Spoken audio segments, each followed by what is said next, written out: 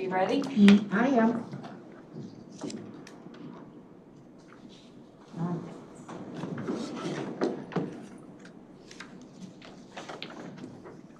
It's a very confusing system. Well, it depends on who's trying to use it. Okay. Okay, we'll start the Adams. meeting at 6 minutes after 6. We want to be out of here by 8 o'clock. We all need to be coordinated in our efforts. I think we'll be doing just fine. If you would please call the meeting to order. You ready? Roll call. Melissa Adamson, Garrett Anderson. Here. Carolyn Campbell, Here. Shaylin Daigle, Charles Eldridge, Yes. Ellie Fleming, Here. Nancy Glissman, Here. Tricia Grant, Here. Scott Henning, Here. Taylor Johnson, Jim McConaughey, Perry Moy, Here. Michelle Thimios, Here. Adam Wallen, Randall Zelinsky, Vern Sisson, Here. and Mary Donner. I am here. Okay, I know that we will not have Randy with us tonight. I don't know if Taylor's going to be late, but she can catch up, I'm sure. So then we'll look at the approval of the draft minutes. Has everybody seen one? It's not attached to this that I saw. Anybody to, I move adoption of the minutes. Second. and the second is with Perry Moy. All in favor? Aye. Any nays? No nays? Okay, the agenda as it's written, please, for an approval of the agenda. I move approval of the agenda as presented. Second. Charlie and Perry. Okay, and roll call, or not? All the ayes? Aye. Nays? Okay, so now we have chairman's comments. I have a couple of things, not too many. I've put the PACE budget at everybody's desk. I was at that hearing this afternoon, a little alarming for us. If we need to get into it, Scott can provide it at another time when there's time. But they have a balanced budget. They're doing some innovative work. They are working closely with the regions, as I understand it. I have seen on the road that they now have 35 vehicles, which they consider full. Bigger vehicles. We have to make sure to start doing marketing to get more people to be taking even our fixed routes, but to be using more things that people who are available for getting an MC ride, although that right now is a little difficult. But we have to keep ensuring that our people are being taken care of. I also have a couple things here for travel training that they have for people who need ADA service, which is really, that always has been helpful. Once you get somebody who knows how to, once you have somebody who needs ADA service, they will, PACE and the RTA will put together a program for them so that they can be taught how to get on and off the bus, what they need to do to get to their service. So if they've got a job and they know that they're going to be doing something, they can learn how to take that job so the people and the families who are taking care of them can feel that they're going to be safe and they are going to be safe. They even have ways to do it on the computer so that they can check where their trip is, how long it'll be before you get to where you need to go, who do you call for that. And then we also have, PACE has, a van pool program so that people who need to get to work, they can get together. It even has cost analysis when you get online to see how much it will cost you and who has to, that's changed. So it's cheaper and easier to do so that people can get together for ride sharing. And then last but not least, I do not have the township assessments for 2023 from Coral Township. It's about 3 pages. This is 2 sections of the newspaper, and that's Algonquin Township. Wow. So when you want to talk about, that's because it's Fox River Grove, it's Cary, it's Crystal Lake, it's Algonquin, it's Lake in the Hills. So anybody wants to look at it, or anybody wants to take part of it home, it's just amazing when you see how many people are living in an area that has all been built out, pretty much. Brandon can tell us more about that and what's going to be happening. But that's a lot of people and a lot of things that we really have very little control over. So with that, then I am going to give it over to members' comments. If anybody has a question, anybody has anything specific to say? Charles. I would just like to make a comment off your comment Thank about you. PACE, which is regionally one of the biggest problems that is not really being addressed yet Okay. is the operating fiscal cliff of all of RTA. They have been surviving substantially lower ridership from money granted by the federal government as pandemic relief. That's got probably 2 years to run, maybe not quite. And then there's, between the service boards, $1 billion a year or service cuts or God knows what. And there is a lot of talk, and from what I see, not much in the way of realistic action of what the heck to do about it. And there is a move for reorganization, but the reorganization, from my perspective, is primarily a CTA power grab. Yep. Rather than something that will actually address the problem. And this is something that isn't exactly specific to McHenry County, but as taxpayers, it's going to affect all of us. And as PACE and Metro users, it's going to affect those people in McHenry County who do use those services or could use those services. Yes, and for PACE, PACE has always gotten the smallest chunk of the pie. And I don't know, since I'm not there anymore, I can't tell you, but they have always been fiscally responsible to the extent that when we had to make cuts or whatever cuts we had to make, we did it with as little pain as possible. And I don't know that that's necessarily going to be true. The last number I heard today was what's got $715 million in the hole. And if without taking any other actions, that's going to affect us as well.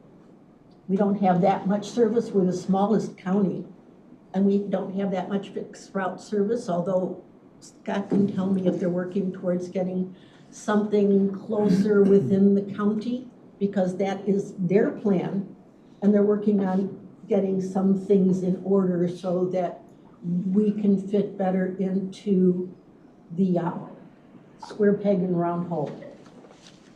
And if we can, that's fine. But the fact is it's gonna cost us.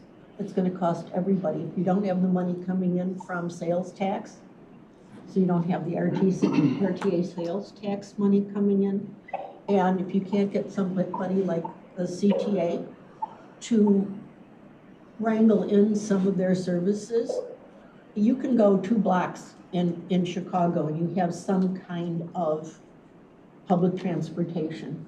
And they don't break it up, they don't take it down. You don't go from 7.5 minutes to 15 minutes because somebody will be upset. You get in there in maybe 10. Charlie, would you agree with me? Yeah. I mean, that's about what they would have to do, and they don't. And when RTA has its what's the word I'm trying to use? When you have money available and you have to, it's not a surplus, but it's a percentage of all the money, Yeah.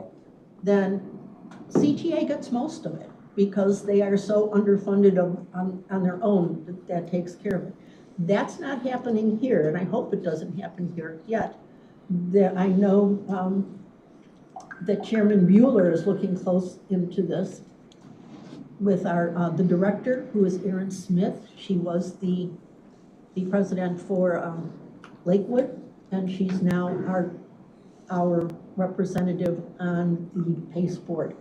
She's very approachable. If you need to talk to her, I'm sure you can get to her. And anything else we can do about that, we'll do whatever we can. We just have to look forward to 2050 and see what we think it's really going to be like. And I think we're going to have some numbers that will help that. Because they've always had numbers that talked about our population being 450,000 people. That was when I was on the board, and that was 2012. And we've never gotten that even kind of close. I don't even think that there are years that we had no growth at all when you get right down to it, but we're getting more houses. We're gonna get more stuff, so we have to look at it closely. Is there anybody else with a comment? I have one additional. Oh, I'm sorry. Brief comment. Okay. And that is, for many years, I've participated in the Chicago Federal Reserve forecasting process, and I just wanted to let everybody know the basic forecast is, that just came out last week was for 2024 that there will be a mild reduction in activity and virtually no change in employment. Wow. Nancy? I have a question, you know, in looking over this again, you know, we emphasize how growth has been flat, but I want to know if I find it hard to believe since we've been, you know, I'm guessing, I would like to know where it is. Is it like higher than normal the last year and a half? I know in Huntley, new building is up, you know, all around us.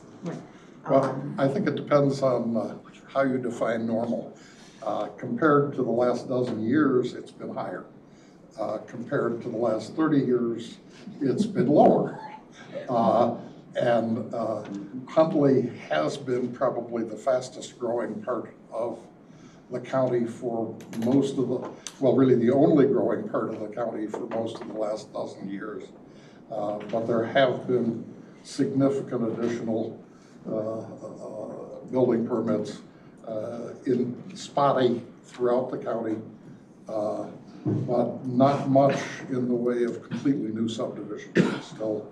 Except for the huge one, you know, there's the huge one up by Wonder Lake or whatever. Yes, Stone Creek. Yeah, And then there's. But that was actually planned and approved 15 years ago. Right, but I guess I don't want what we submit to say, you know, one of the first things that it says is how, you know, things have been flat, but if in the last year and a half. It is starting to grow. It fell off a cliff when interest rates went up sharply. Right. And has picked up somewhat since then, but is at this point, I think most people are predicting flat or slightly lower in 24 versus 23. But over the next dozen years, it's going to pick up probably just because there was so little home growth, home building over the last dozen years that there's a lot of pent-up demand when people can afford homes. And I never, ever remember hearing of a housing shortage in my life, like as much as I hear it said now. Yeah. You know, I hear it now, and I know that after World War II, historically, with, you know, the GIs coming home and stuff, there was a big housing shortage, but I never remember hearing that. On the other hand, fewer and fewer people can afford even entry-level homes because incomes and the cost of homes are so out of whack at this time. I believe that, yeah. Okay. Can I please add something to that? Regarding the problem with not enough housing, that has happened for a long time. In the 1930s, people were living in chicken coops, for example, and large families and not having any place to live. Housing is always a problem. And during the during World War II, I know out on the West Coast, where our daughter is in the military in Astoria, Oregon, people out there used to rent their bedrooms to anybody. And, just, I got a bedroom for rent. And people would flock, families and anybody. So that there's that. And then right now, there is, like Charlie said, such a big difference between what people are earning and the insane cost of housing right now. I don't see where those two are gonna meet anytime soon. I really don't. I don't know, maybe somebody disagrees with me, but I don't see where they're gonna meet right now. A house in California, I'm talking shack, $2 million. Get out of here, right? So No, then- they can afford it. The thing is they still sell them Right. for that. But they sell them, but the people can't afford to keep them. Right. And can't afford to keep them up. It's one thing, even if you're a zillionaire, you can afford to maybe buy the property, but there's always the keeping it up. Sure. That needs a giant staff in a lot of cases, these big houses. I just wanted to say though, that there's, Put it in perspective. yeah, in perspective, that it's always been a problem. Housing has always been a problem. And here in McHenry County, just how much development do we want? That clashes. That's what we're doing here. Right. That's what we're talking But about. it's not always been a shortage, because I'm 64 and this is the first time in my adult life that I remember there's big talk about a housing shortage. So I agree, there's been, Yeah, you there's got your buyer's different market, your seasons seller's market. in time, but there's, But that's what we're going to be talking about tonight too. That's what, in fact, Brandon gave two very nice presentations yesterday and today, from what I understand. I wasn't at the one today. But it did cover some of that, and the maps talking about how many units, how many households there will be, and what we're looking for. And let's let him go ahead and talk about what we're gonna talk about with that in the water. Okay. So that we can get going. And maybe you can touch on a couple of the things that we talked about at the Sure. meeting today. I'll give a brief update of kind of where we're at with the land use plan and outreach, but I'm hoping we can get as quickly as possible There into you the go. key rec Sorry. final review.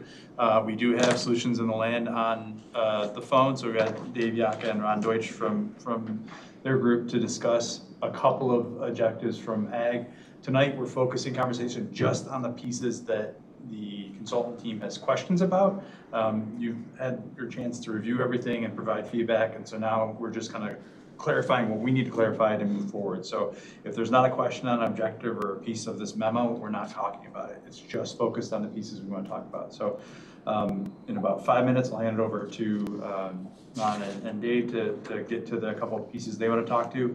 And then the rest of the time, it's Dennis and Brian show to talk through green infrastructure and water resources and get to the discussion we couldn't have last meeting. So thanks, guys, for coming this time. I know you were here last time, we only had a few minutes. So briefly, we had a couple of workshops, as Mary said, with municipalities and townships being invited to basically get an update about where we're at in this planning process. So we provided a presentation that walked them through the scenario process that you all have gotten a couple times now. The main difference for what we went through today and yesterday is that we have made a couple of tweaks to the scenario 3 option. That was kind of our best foot forward land use model.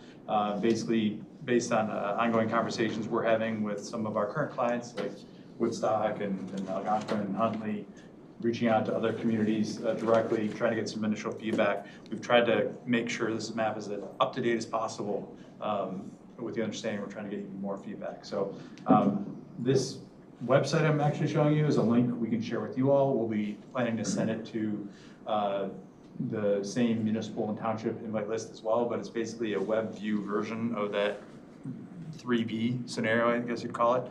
It lets you zoom, pan, click on an area, figure out what something says, and actually leave comments as well. So we're going to provide that along with the PDF of the presentation to anyone who's invited to those workshops, as well as this group. And the idea being that at our next meeting, we're presenting a preferred land use plan for you guys to get one more pass through. Again, it would be very similar to, I think, the scenario 3 that we reviewed last time, but we can highlight the changes that were made. So that's where we're at with the land use component. Any questions on that before I hand it over to Solutions in the Land? Just that I like the box with the comment. Thank you, Sujat. And there it is. Well, that now we know, if you're looking at this place, you tap your pin and it's gonna tell you what it's going to look like and what it is. So that'll help a lot. Yeah, and then the other change we made to this map, we added the approved solar farms. So I think the ones that are actually going to be coming to fruition are hatched here, including the big Duke Energy project on the west side of Marengo. So, okay. All right, so with that, I'm going to share a screen on a slide deck, but Dave and Ron, it's your show. Give me 1 second to share. Can you guys hear us?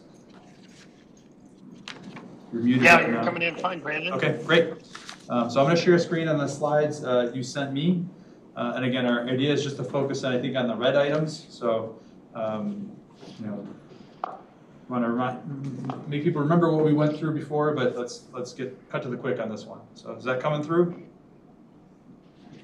Yes. Okay, great. So with that said, just tell me when you want me to advance something. Well, let's just go to number 1, the slide you have up there. Our objective 1 is to guide the conversion of additional uses of ag land or alternative uses. And you were just talking about citing the solar. We want the county to reject farmland conversions that negatively impact sensitive natural areas. David, did you want to weigh in on this objective 1?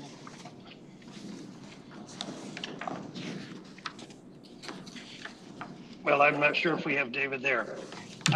So I think, that objective we've been through. We wanted to talk a bit about objective 2, preserve agriculture uses and provide oversight of any conversion to non-farming development or uses of agriculture land.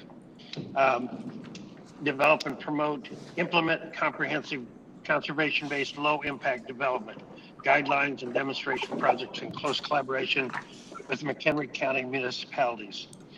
And, I think, here we're looking for not an overlay district, but kind of an overlay of development of ag land in McHenry County that everyone's working together for the same goals, and we're going to define these conservation-based low-impact development guidelines so that we don't have different portions of the county doing different things based on different municipalities.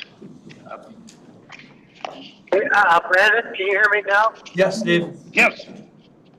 Okay, I had to figure out how to unmute. So building on that just a little bit, and the conversation earlier about housing affordability relates to this also. And so we know that there are best practices that when combined together can achieve the ecological benefits as well as economic benefits from a housing development standpoint. It's not typical practice.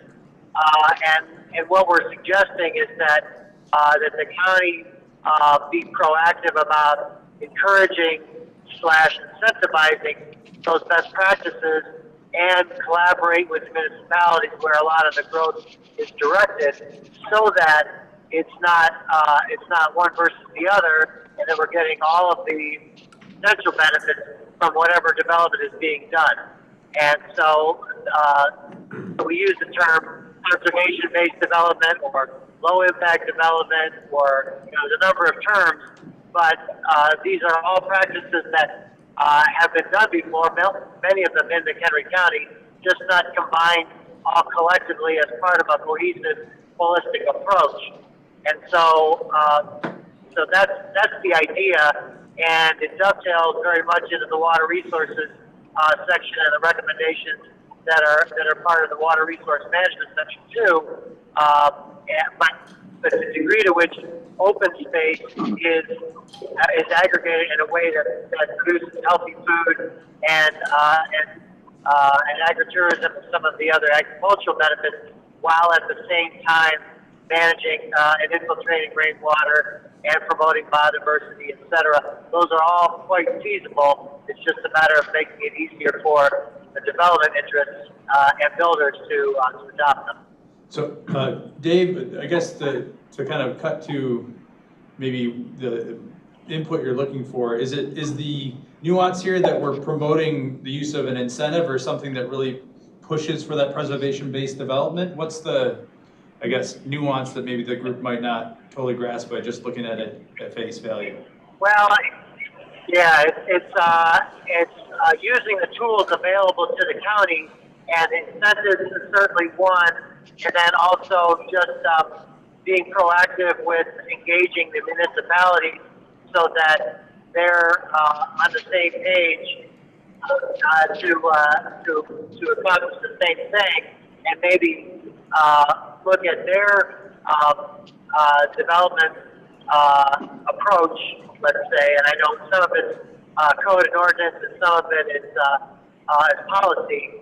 And a good example is the Route 47 Kishwaukee planning study that several of us actually were part of about 15 years ago, that kind of did the same thing back then, and all the municipalities signed on to it as an advisory document. So maybe there's a process like that gets that dialogue going and gets alignment with the municipalities around conservation-based development practices.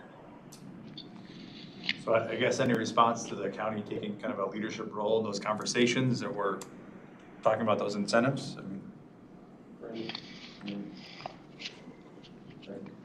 okay. I'm sorry, Dennis. I was just going to offer, just so we're all on the same page. Obviously, we're addressing this in the conservation design, the green infrastructure section of the ordinance. Talked about this a little bit at the last meeting as well. The county in its UDO has conservation design criteria, which I think would pretty much meet these objectives. In addition, Woodstock, Crystal Lake, and Algonquin have adopted conservation development criteria in their own ordinances, and we do have a number of existing developments that embrace this. So, not to say that we shouldn't recommend it here, but we are addressing it pretty thoroughly with the whole section in the green infrastructure chapter. And as Dave mentioned, in stormwater, the low impact development aspects of bioswales and rain gardens and permeable paving, et cetera, are being addressed somewhat thoroughly as well. So just want to make sure we're all kind of on the same page in terms of how this plan is addressing that particular bullet point. So I guess collectively, we'll need to decide maybe which section it should have a home in, and then which section should be doing cross references, because I think it definitely has a place in green infrastructure, but then also the benefits of preserving ag are there too, right? So it's kind of complementary. Okay. Anyone else? Can I just add one thing I forgot to mention before we close with this? I will. Okay. All it is encouragement of families to live in the same house, generations of families to live in the same house like they did in the 30s and 40s and 50s when I was a kid growing up, where you have grandma and grandpa living downstairs and you and your mom and dad living upstairs. Encouragement of that, it goes with the conservation, I think. So I think you definitely talk about, I think the phrase would be multi-generational, like housing options as part of the Correct. housing section. We can talk about the benefits of sports preservation as part of that, because it's a form of density, right? I watch all the remodeling shows, and so many of them that have they have families. I want my mother, we need to take care of my mother. My grandkids are living with us, they're doing this and that. So to be able to stay in place is something else that we have to look at, so that you don't build something so small that you don't have that opportunity. I mean, there are things I'd love to do, but I can't anymore, and that's the way that is. So you gotta have some for everything. But thank you, Pat. You're welcome. Appreciate it. See how fast Oh. that was? Yeah, I wanted to go back just for a second to objective 1. This topic is, I believe, has been demagogued on the issue of solar farms, and a statement, reject farmland conversions to the extent permitted by state law, I think, or something along those lines, because there have been people in this county, on our county board, who have suggested that we ought to stand up to the state, and I don't think that's prudent. Yeah, and I will say, you know, we've raised the issue of solar farms as something as a priority for this group with Dave and Ron, and I know they're looking into providing as much guidance as we can within, you know, legal bounds. So yeah, Dave and Ron, I don't know if you have anything to add on this, on the, I guess, ability to guide solar farms as much as we can. But Yeah, so this is Ron, I don't have the state law in front of me right now, but I do recall provisions in the law for the county to require certain elements in the plan for solar and wind. And I think, you know, rejecting the farmland conversion that has a negative impact allows the county to put things in, like, you know, what kind of vegetation is going to be under the solar panels. It doesn't necessarily need to be raspberries, although it could be in producing a crop, but is it going to be native plants, or is it just going to be weeds that they come in and burn off with Roundup? And I'm going to jump ahead a little bit here. There's a new initiative that was recently funded to the tune of $42 million for Grown Climate Smart in the Midwest. And the federal government has parked $42 million in Clinton, Wisconsin, to be given out to farmers who are practicing climate smart activities. So the list is endless, but you could have, you know, the requirements for other amenities around the solar farm. And in fact, the farmer can probably get paid for those practices if they preserve water quality, if they sequester carbon, if they do a number of things. So the USDA decided that they were too lethargic getting this money into the hands of farmers, so they parked it with a business that can literally write the contracts and hand out the money the same day. I have no idea how this is going to work out, but it's a brand. It's going to be called, or it is called, Grown Climate Smart. And I think the county could, on the slide, on objective 4, there's a slide there with the logo of Grown Climate Smart. But I think the county could put provisions in for these conversions that would allow the landowner or the farmer decision maker to get paid for some of these climate smart activities. And so it could be a win-win. And it also ties in with our objective 3 of promoting soil health, erosion abatement, water conservation, establishing water infiltration zones. The other thing that's in that climate smart brand is for wind erosion and for wind abatement. So shelter belts, certainly, you know, around windmill fields, there could be, you know, some provision. The county could have some provisions for things that are wanted there. So, David, Is the Wisconsin, you say it's parked with a company there, is that the DeLong company that it's parked with? It's parked at DeLong's, and they are administering the money for Indiana, Ohio, Illinois, Wisconsin, Iowa, Minnesota. And I Okay, think because DeLong has 2 facilities in McHenry County. Correct. In Ridgefield and in Chemung. They actually have 4, Charlie, got Oh. Wrangell and Garden Prairie too. Oh, that's right, Garden Prairie. Right. And so there has been a real roadblock of getting to these federal funds for conservation. We signed up a farm in Kenosha County. It took 2 years to get to the filter strips, but they're going to facilitate that. The idea is that the amount of money that has been dedicated to climate smart crops, the federal government doesn't have the capacity to get the money out quickly enough to implement programs, and that a for-profit business strategically located can hand that out much quicker. So it's fairly new. I don't even know if all the USDA offices are up to speed with what's going on. They're actually paying out higher rates than what the FSA office pays for certain practices and NRCS pays for certain practices. In some cases, they pay almost double. So I think, it's an opportunity in the McHenry County plan and in the McHenry County guiding these conversions of having, a financial incentive for farmers or whoever's controlling these acres of land is to design some plans that really speak to all of our objectives in our goals here. So there might not be a stick, but at least there might be some federally funded carrots that we can tap into. Yeah, 42 million over all those states, that's not very much money, really. No, but it's close to us. Well, it's close to us, and it's more than 41,999,000, so.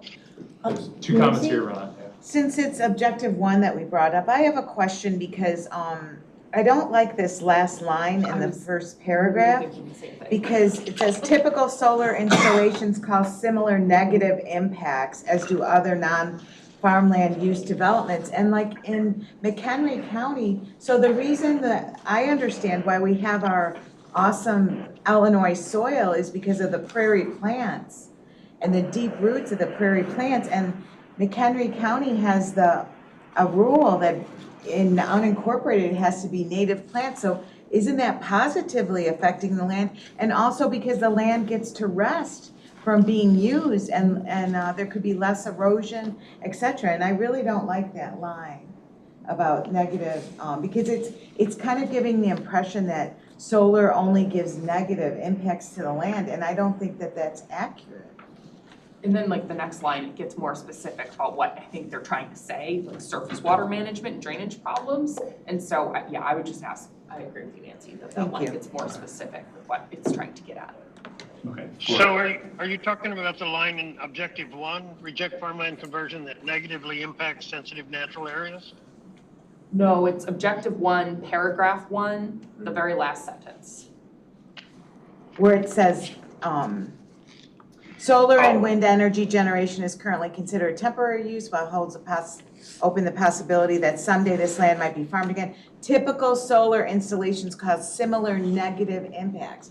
And I don't think that brings into account that the soil is resting and the roots, the deep roots of native plants are gonna help the soil regenerate.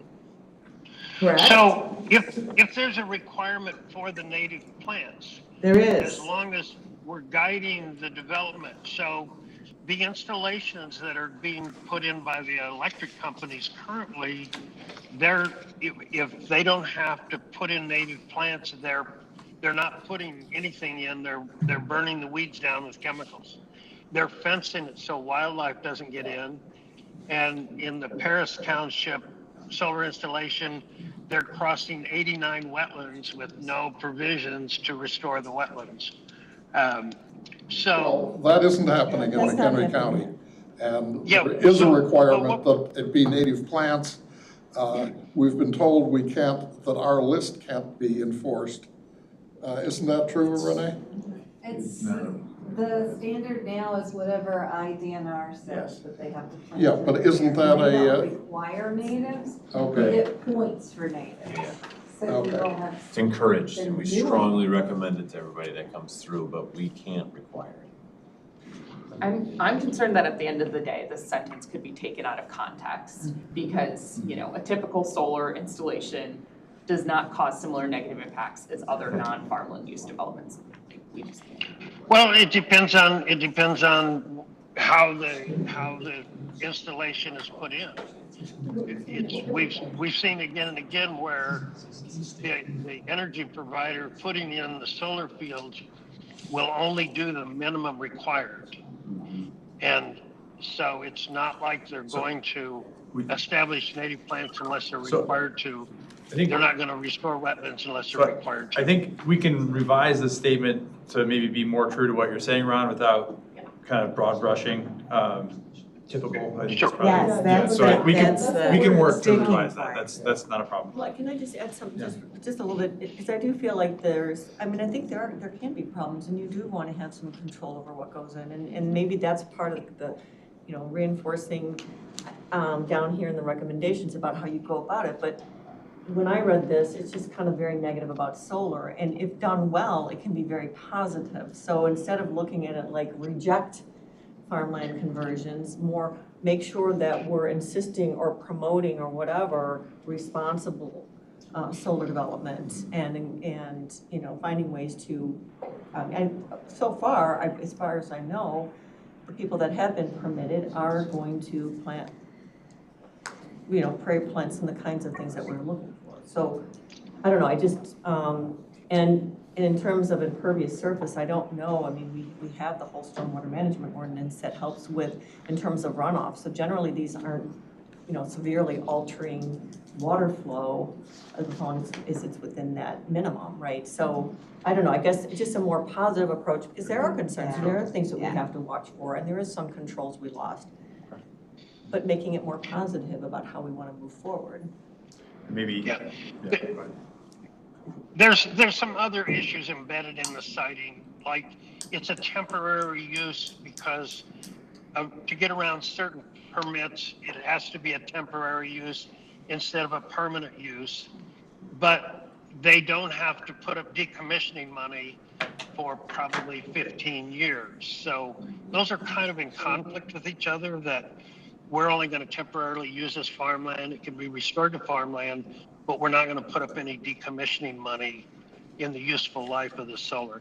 And this isn't true of small installations, but this is kind of in mind with the current solar installations that are going in different parts of different states. The utility companies are simply, you know, building to minimums, and the minimums aren't very pretty in most of these installations.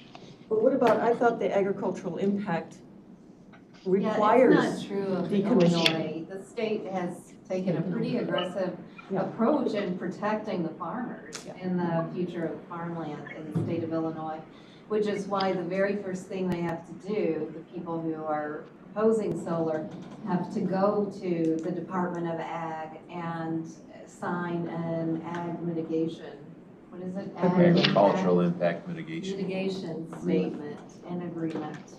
And that has to be updated. It's 100% of decommissioning costs updated every 10 years. Correct. So if all these things are true that we're talking about, and I'm assuming that they are, we need to work on a rewording of that to include what you guys know that the rest of the world may not in how we do it. And if you don't mind, I'd like to continue on, Okay. please. Sure. Ron, I guess, and Dave, any other points of clarity you need before we let you go and move on to the other items? Okay. So it's not gonna make a lot of difference to them. I'm gonna miss. Yeah, I would just say, you know, on number 4, again, we're talking about restoring ecosystem services in a positive way around solar and wind farms and facilitating carbon crediting. And that's kind of why we stuck the thing over there about grown climate smart, because most farmers are going to say, well, if I'm doing these things, how do I get paid for that?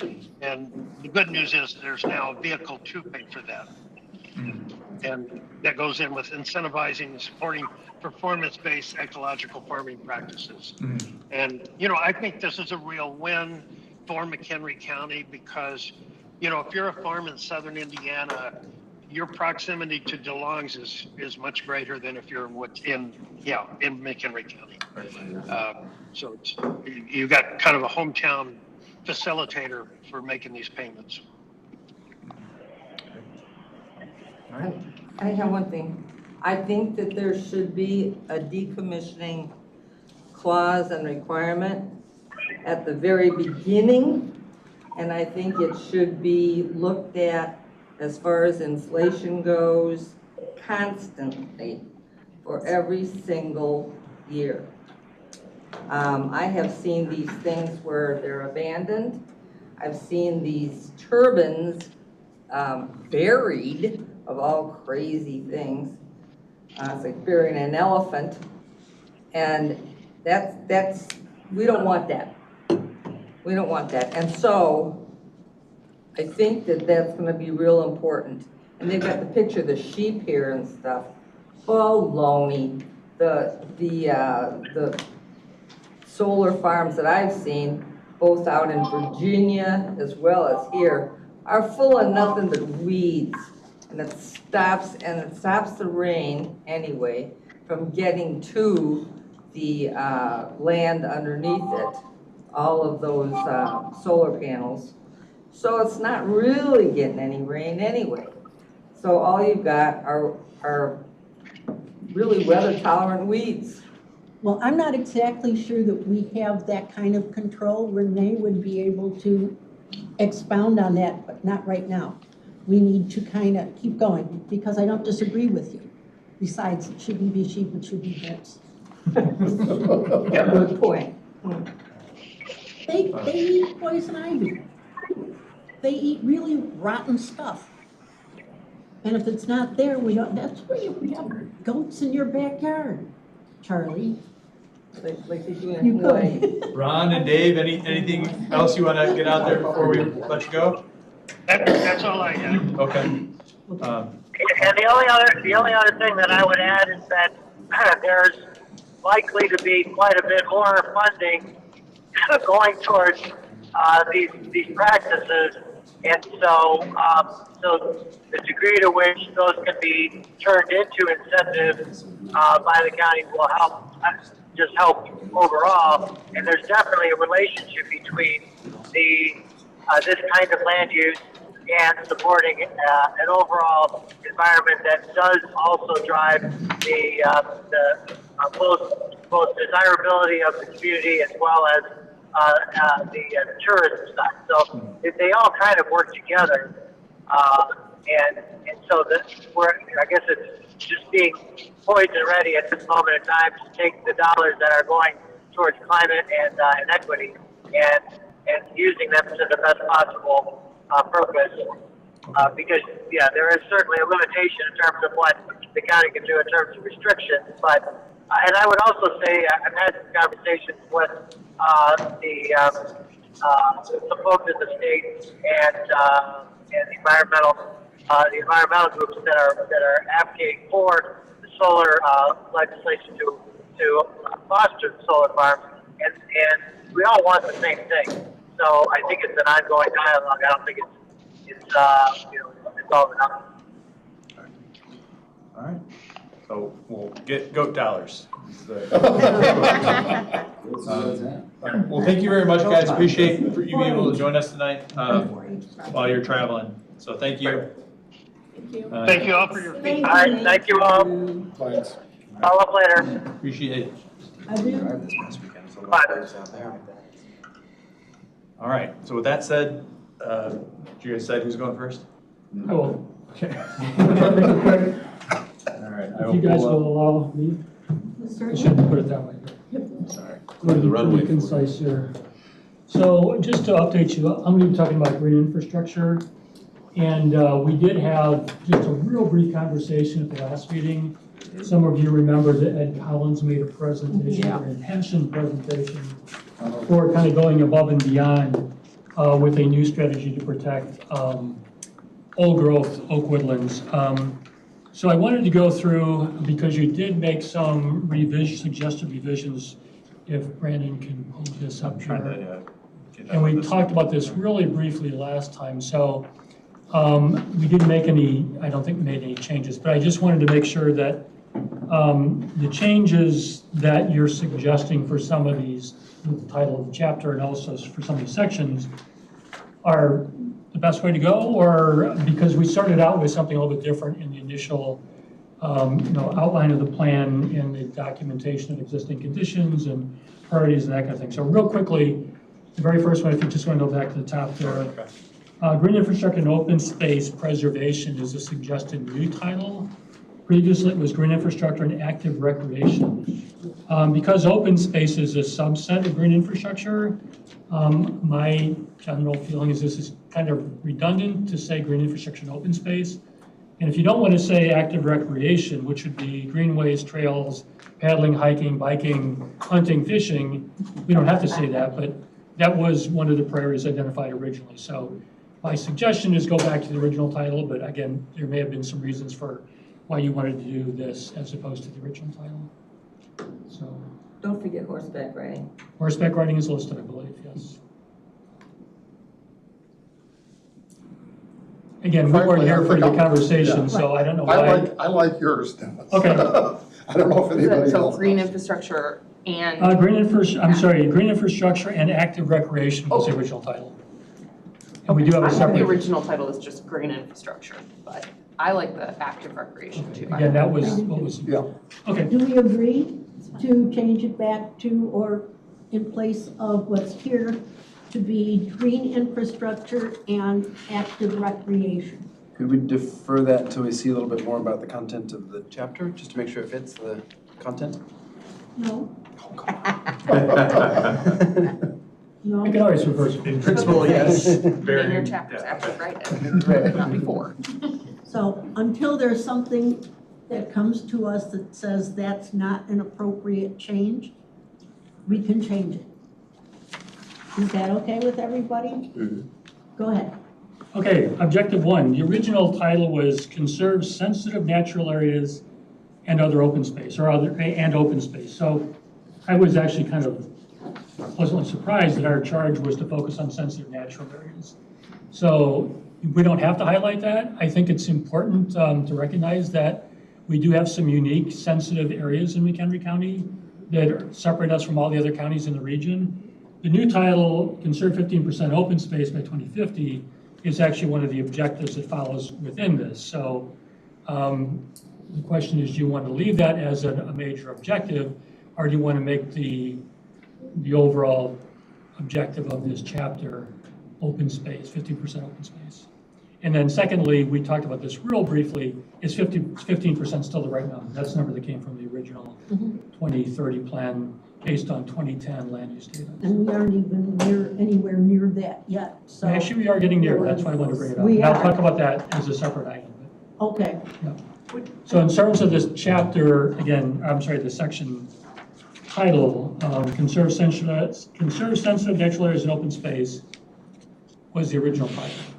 I'm sorry, could you say that again? Conserve sensitive natural areas and open space. I'm okay with that title as well.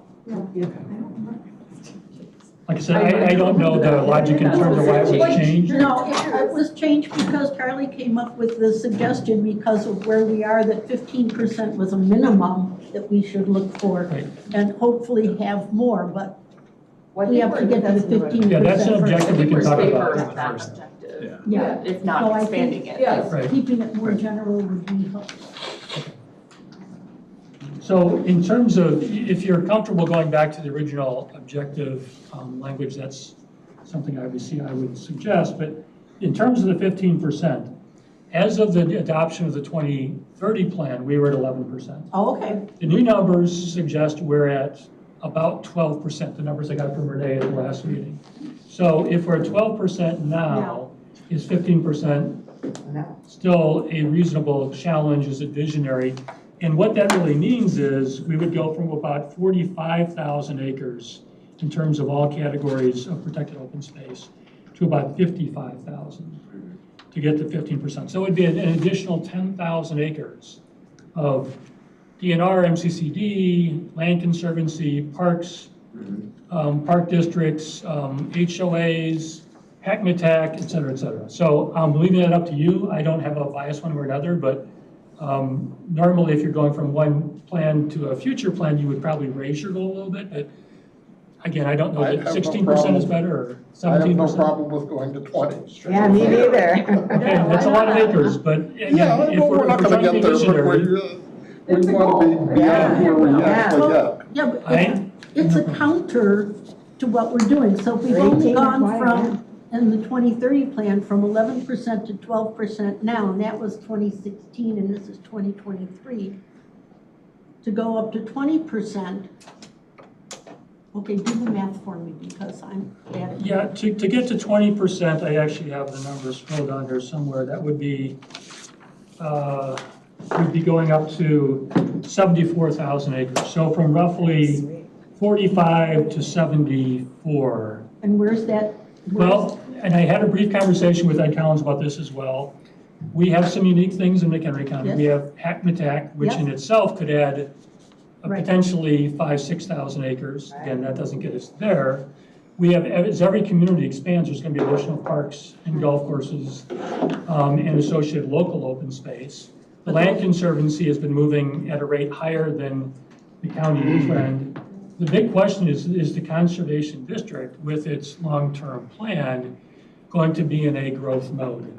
We've heard some conversations about them going for a referendum to basically get additional money to maintain the land they already have. So those are some considerations I'll just throw back to you. Then I'd 45,000 no, 40, what we're going from. to 55,000 would be is- 15%. Right, and we're at 12% now, so that's 3%. And if we want to say, and eventually 20%, I could live with that, but where are you going to get that land from? Is it going to come from agriculture? No, can I step, because I think it's very important to understand that 45,000 is not like conserved natural areas, like you have the conservation district, you're including your park districts, you're including that thing in the back between the, where the drainage is, it's anything that's open. So every time you have a neighborhood put in, generally the developers have to provide parkland. So it's incremental, but it's going to be throughout, and it includes everything. So it seems to me more likely that we get there simply because it's just with growth alone, you're going to add those things in and whatever. And I'll add one other consideration. One thing we haven't had in place for a very long time is the conservation design ordinance, and with the suggestion to expand that to all the municipalities.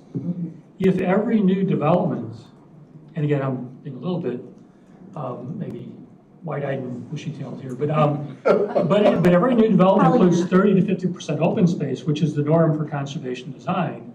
That adds up pretty quick. I don't know what the numbers are for new residential, Brandon, but if you cluster around that open space, that adds a lot of acres right there. So if we're being ambitious, 20% is not out of the range of possibility. Well, it says Again, that's your goal, call. like we say goal. Just doing the quick math, going from 12 up to 15 is going to be roughly 15 more square miles of open space, which is the size of a small municipality.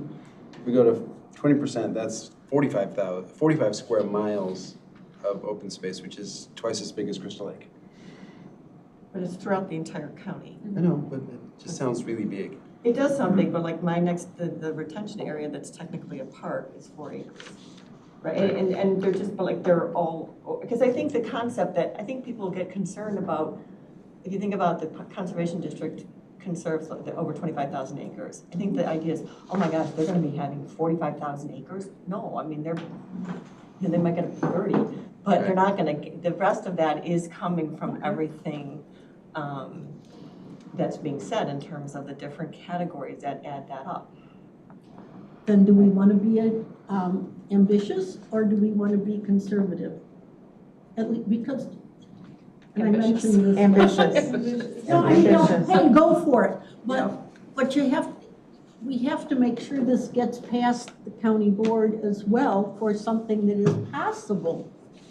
I worry about that, because if we have too much conversation about like what we're just doing now, it's gonna take forever to get it passed, but we're also going to, and I'm going to suggest it right from the get-go, is that this gets looked at again in 10 years or 15 years, so we can see if we even have a county left, if there's, Chicago is even here, or the world hasn't just about ended. You know, if it's not here, we don't have to worry about it. It'll all I go suggest that's a place. very optimistic view. What are we doing, Wisconsin? We all work 18%. Yeah, how about 18%? What's wrong? No, I If mean, you're you more can do comfortable. it. I'm Oh, just okay. saying, how much other discussion are we going to have because we're too ambitious?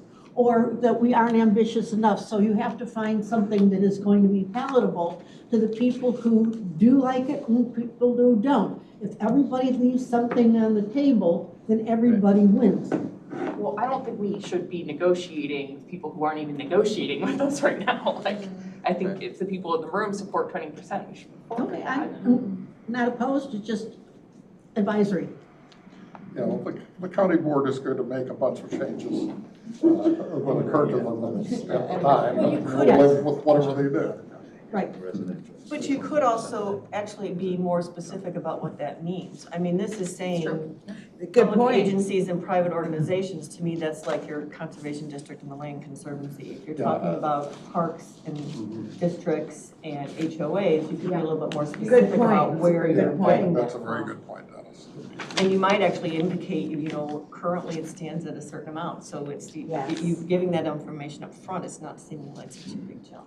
Okay. And Agreed. we're, Good the point. current land use model is showing 10 to 12,000 acres worth of new residential in unincorporated, so if you were to take 25% of that, that's 2,500 acres. Actually, it's out back. 50% in Okay. unincorporated. So I And mean, if you add the municipal, the then that range, would be yeah, quite a bit Okay. more. so that would add to that. 20. So if we work on the wording for that so that it gives an explanation of what those Yes. areas are, that would be helpful, and then you want to go to 20%?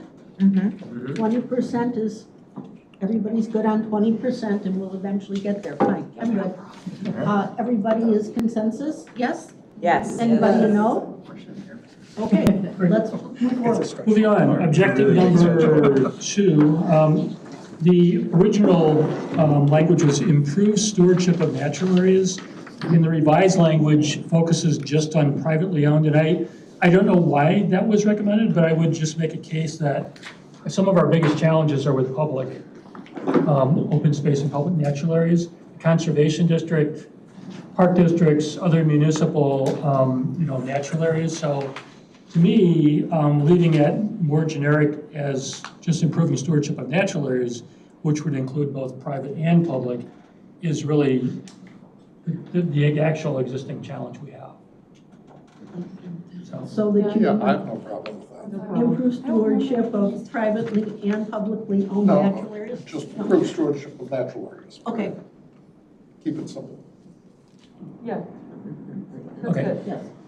And then I think the last clarification, board-wise, objective number 3, the original objective said update and disseminate green infrastructure data layers, i.e. the green infrastructure plan. The new objective says update the green infrastructure plan. My only question there is, it's not really just a matter of updating the plan. The bigger challenge is getting that information out to municipalities and townships and working with them, because the county is already doing probably above average in this area. Definitely, I mean, by definition it is. So again, the original language was update and disseminate green infrastructure data layers, and then again, some of the individual bullet points get into how you would do that. Well, I'd be more inclined to say something along the lines of update and advocate for, because disseminate doesn't quite do it as far as I'm concerned. Okay. That kind of gets to objective 5 too, right? Encourage local green infrastructure plans. Yes, it's very parallel to that. Okay, I'll wordsmith that so it gets what you're saying. Objective number 4, again, very similar. It says review and update conservation development principles and ordinances. Again, I think the original language did include and adopt. So I think we're encouraging local governments to adopt the same kind of principles that the county has in its UDO. And again, right now, very few municipalities have done that. So that adoption part is really key. So again, your consideration on that. Yeah,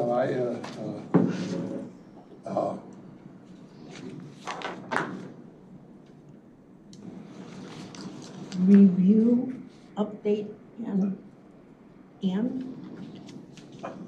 adopt? That was the original language, yes. but that doesn't say what you're really trying to do, which is get it adopted in municipalities, not in the county, because the county's already doing Yeah, the it. sub-recommendations do address that, but. Yeah. So maybe something along the lines of advocate again to the municipalities, because Okay. the county is, I mean, we don't want to duplicate what we did before, but. Yeah, I can wordsmith that, Yeah. and that's, because that really is the intent, that the county Yeah. be an advocate to all others to do what the county's Yeah. already doing. Okay, moving along, going to objective 6, I don't have anything written here, but you may recall as Ed Collins was leaving last time, this is under the section of expanded greenway and trail connections, which includes water trails. He made a bold suggestion to consider moving to make Nippersink Creek a national wild and scenic river designation. Right now, there's only one river in the state of Illinois, it's the Vermilion River, east of Champaign, which is a very high-quality river system, but it's in the middle of farmland. Yeah. Not that the Nippersink isn't also, but anyway, I'm just gonna throw that out there. Again, I haven't crafted any language, but again, this is under the category of make bold visionary recommendations. So if you think that's something we should pursue, we can kind of, do something along those lines. Just for comparison too, recently the Fox River, which the Nippersink is a tributary to, was designated a national waterway. Is that the right term? What national water trail? Yeah. So that's a very important designation, so this could be linked to that, so. Well, it's, goes through my backyard, and I'm in favor of it. Okay. What is that under, objective 6? I'm sorry. Yeah, it's under number 6, and it would be one of the recommendations to kind of really focus in. We do recognize that, as I mentioned, the fabulous Fox Water Trail grew up in the national designation, that kind of thing. But like I said, I can wordsmith some on that and then share that with you with maybe some feedback from that. Well, the Nippersink, it's always been, the little stream in the backyard kind of thing. And you don't realize how big the Nippersink watershed is. It's huge. And if it all gets put together and correctly, I don't know what I'm trying to say. Charlie, what am I trying to say? It is the most paddled waterway, even though it's relatively small Right. and, width in McHenry County. Yeah. And people from all over the region come and use it. Take your canoe and hit the mighty Nip. In Richmond, it has an awful lot of stuff that was dumped in it 50, 60, 70 years ago. It would be nice to clean out. Okay. Oh, look at the trouble they had with the Fox River, Yes. dredging that out. And the Kishwaukee, that's parallel, or they do a lot of, Yeah. there's a lot of wood in there, trees that are in there blocking it, that they have to get out. And then you're gonna have to find, you're gonna have to find the private owners of those properties to make sure you can get them done. So it's doable, it's something we can look at. So, yes, no? Add that? Yes. Yes. Yeah. Okay. I watched Gladiator last night, so I keep on wanting to. I'll work on some language and Thank get you. it back to you, okay. And then finally, and this is something you haven't reviewed before, but it was at least brought to your attention last time. Love This this. chapter has been, Love I'm sorry, this. objective 7 has been shared. It's preserve, expand, and restore oak woodlands, which is something you asked us to add. So we had a draft last time, and then at that last meeting, Ed made an additional plea for taking it up to another level. So essentially, I took some language that he drafted, replaced the introduction for the most part with that language, And I want to focus on just a couple things real quick and then go through the recommendations very quickly and then kind of get your reaction. So the second to last chapter, if you could, sure, I'm sorry, the second to last paragraph, Ed talks about the notion of basically these old growth oak woodlands or old growth oaks. Sorry. It says countywide 3,820 acres of woodlands, 50 acres and larger. So what Ed is suggesting here is we still have about 1,400 acres roughly of these large unprotected oak groves that are they're literally almost winking out as we speak due to a combination of agricultural development, residential, and again, the other factors we mentioned here, gravel mining, invasive species. So if we're to retain the character that we all, I think, value in McHenry County of having these oak woodlands, not just for, recreation and ecologic, values, but also just scenic features, enhancing property values, his suggestion, again, was to make a particular effort to protect those areas with a very unique kind of an approach. And I'll get into that briefly, but I just want to kind of lay that context. Absolutely, yeah. In terms of the recommendations, again, we didn't talk about these last time, and I'm not sure if you've had any time to look at them, but I'll run through very quickly. The first 5 of the 6 bullet points are basically just kind of a reiteration of the same things we would recommend, whether it's wetlands or prairies or other sensitive landscapes. But these go back to the 2030 plan and the green infrastructure plan. So the first is that the county, in cooperation with the Conservation District and other organizations, should develop a new campaign to highlight the importance of oak woodlands to the county. And so it would be kind of a PR effort, but also assembling really key people who know a lot about these from multiple different organizations and agencies. So that's the first bullet point.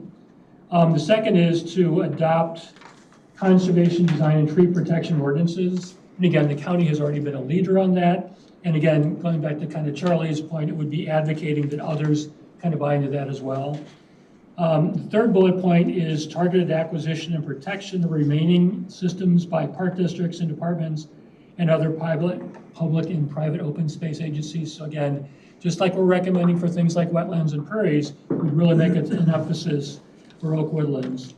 The next bullet point, number 4, is to expand efforts to restore degraded oak ecosystems by removing invasive species and doing things like prescribed burning. And again, that's one of our biggest challenges. That goes back to the language in one of the earlier objectives. Right now, oak woodlands are being crowded out by invasive species. If we don't do something to manage them, even if they're not literally cut down, they're going to die over time. They're not reproducing. So we have a very urgent priority with that. The 5th bullet point, again, this was in the former draft, is that the county and local government should promote widespread planting of oak trees by residents, landowners, and developers. Right now, there's no particular provision in most local ordinances. If developers want to plant street trees, they plant whatever, Norway maples and ash trees and other trees that have no tie to McHenry County's local ecosystem. And oaks, if you look at, again, Ed cited some of the communities, oaks are really the foundation of many of the residential areas in places like Huntley and, communities, Woodstock, Crystal Lake. So this would be basically kind of along those lines. And then finally, again, this is new. This is, again, Ed's suggestion, which I've taken and kind of streamlined a little bit. The county should lead an effort to protect the remaining old growth old growth oak stands of 50 acres or more via acquisition of protected easements. So the county would actually lead the effort to basically establish funding to acquire conservation easements for this roughly 1,400 acres of old growth oaks that are currently unprotected. And then he goes on, and again, I don't think we have time to get into this tonight, but he goes on to identify a number of particular approaches, starting out with the county taking the lead to establish a county-wide technical advisory committee, which would lead this process. So think of experts from the different resource organizations, park districts, the conservation district, et cetera, to kind of get their hands around how can we achieve this, how would we achieve it, how would we fund it, et cetera, et cetera. So that's the first bullet point. Then it goes through establishing particular criteria. It doesn't get into funding per se, but the last time he talked about potentially some type of a tax, which I know he used the T word, people are going to kind of push back right away. So he didn't include that here, and I'm not sure we want to include that because I think that's really the job of this task force. If the county agrees to adopt this program, they'll figure out how to get it funded. There are other things like selling carbon credits, which actually pay quite a bit per acre, so that you can use that money to expand your efforts and pay into the funds so that you're not, just using public dollars for that purpose. So I think I'm gonna leave it at that right now. I think you need some time to digest this. I was just And going again, to I could run through it. If you have particular feedback, pushback, thumbs up, thumbs sideways, you need more elaboration on this. The highlighted text in yellow is probably a little bit more detail than we need for Yes. this plan, so I can make that a little bit more concise if We you don't like. have that. It's, It's there. oh, you may not have gotten the latest draft from. That was just gonna be my question. Oh, Because if we're gonna take more time to review it, we have that. Yeah, I submitted, but I'm not sure how it gets out, so we'll get that to you. Yeah, because we couldn't get it in, well enough in Here in advance, time. the idea is you guys will get it now. Okay, That's so fine. that's fine. And I'll make the other edits in the meantime too, so. Okay, good. Perfect. Yeah, that's good. So that's all I have. Did I? Great. Quite 20 minutes, but. Brian, you still have some time. Give a thumbs up. Are you- Anything else? Thumbs up. There were a couple of hands. No? Did you have Okay. enough time tonight, please? Sure, yeah. Okay. Did you have enough time is the question. Kinda. Great. I know, you always said we need to have blocks of time, and I've been looking at the clock and trying to keep that straight Yep, for I you. think we're good. And again, I'll get you these edits and try to do some condensing of the language in yellow, if that's what you'd like. Yeah. Yeah. So it's not just. Well, if it gets too specific, we're back to having something in a document that the county board people have too much to chew on. Yeah. And I absolutely think we should not suggest taxes in this. No, it's- document. I don't think the two words in it right now. Blanket, broad brush that one. What are the different types of oaks that you're talking about? Primarily in McHenry County, we have bur oaks is the kind of that classic gnarled, wide spreading. We have white oaks, red oaks, black oaks, swamp white oaks, just a few of, and that's mainly it, 4 or 5 different species. It's a predominant species, but burrs would be the predominant landscape type oak you would see. Okay. And as Charlie mentioned last time, hickories almost always grow with oaks. Yes, Yeah. yes. When we say oak woodlands, we mean oak hickory woodlands, but And their We leaves sure- are beautiful right now. yeah, They they're are. gorgeous yellow, so anyway. Until today. Yes, yes. Carolyn had something. No, I think Garrett had a I'm sorry. question, so he kept. Oh, and I was- if you have just a minute for a quick story, just, what I was taught when I was growing up down in southern central Illinois was when the pioneer people started arriving and picking out where they were gonna put the towns versus the farms, you're generally finding either open prairie or finding forests, right? The soil quality was far better where the open prairie had been rather than the forest. So typically, to make the farming quality better, they would put the towns where the forests had been. And that was reason number 2. Obviously, you want to get the wood to make buildings, but also just the soil quality in general was way better where the prairies had been rather than where the forests had been. So that's why early deforestation was common. And that's why your town names are Prairie Grove, Spring Grove, Fox River Grove, Greenwood, Oakwood Hills, Ringwood, Woodstock. They're all forests because they were built in forests and groves. Interesting. Done. Okay. Done. I tried to make that quick. Yes, it was good.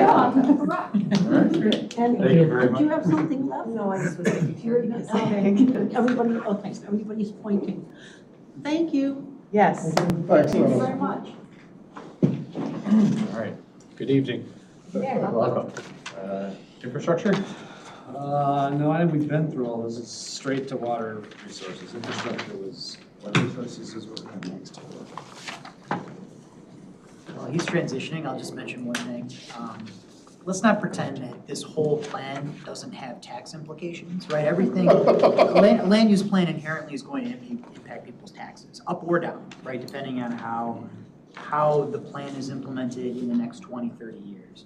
That's the first thing. Second thing I'll just say is that $10 million, which is what I saw Ed kind of recommended, that is a paltry sum of money over 10 years. If we can't come up with $10 million, that's kind of shooting too low, if you ask me, in the great scheme of things. So anyway, sorry to kind of cut in there for you. That's fine.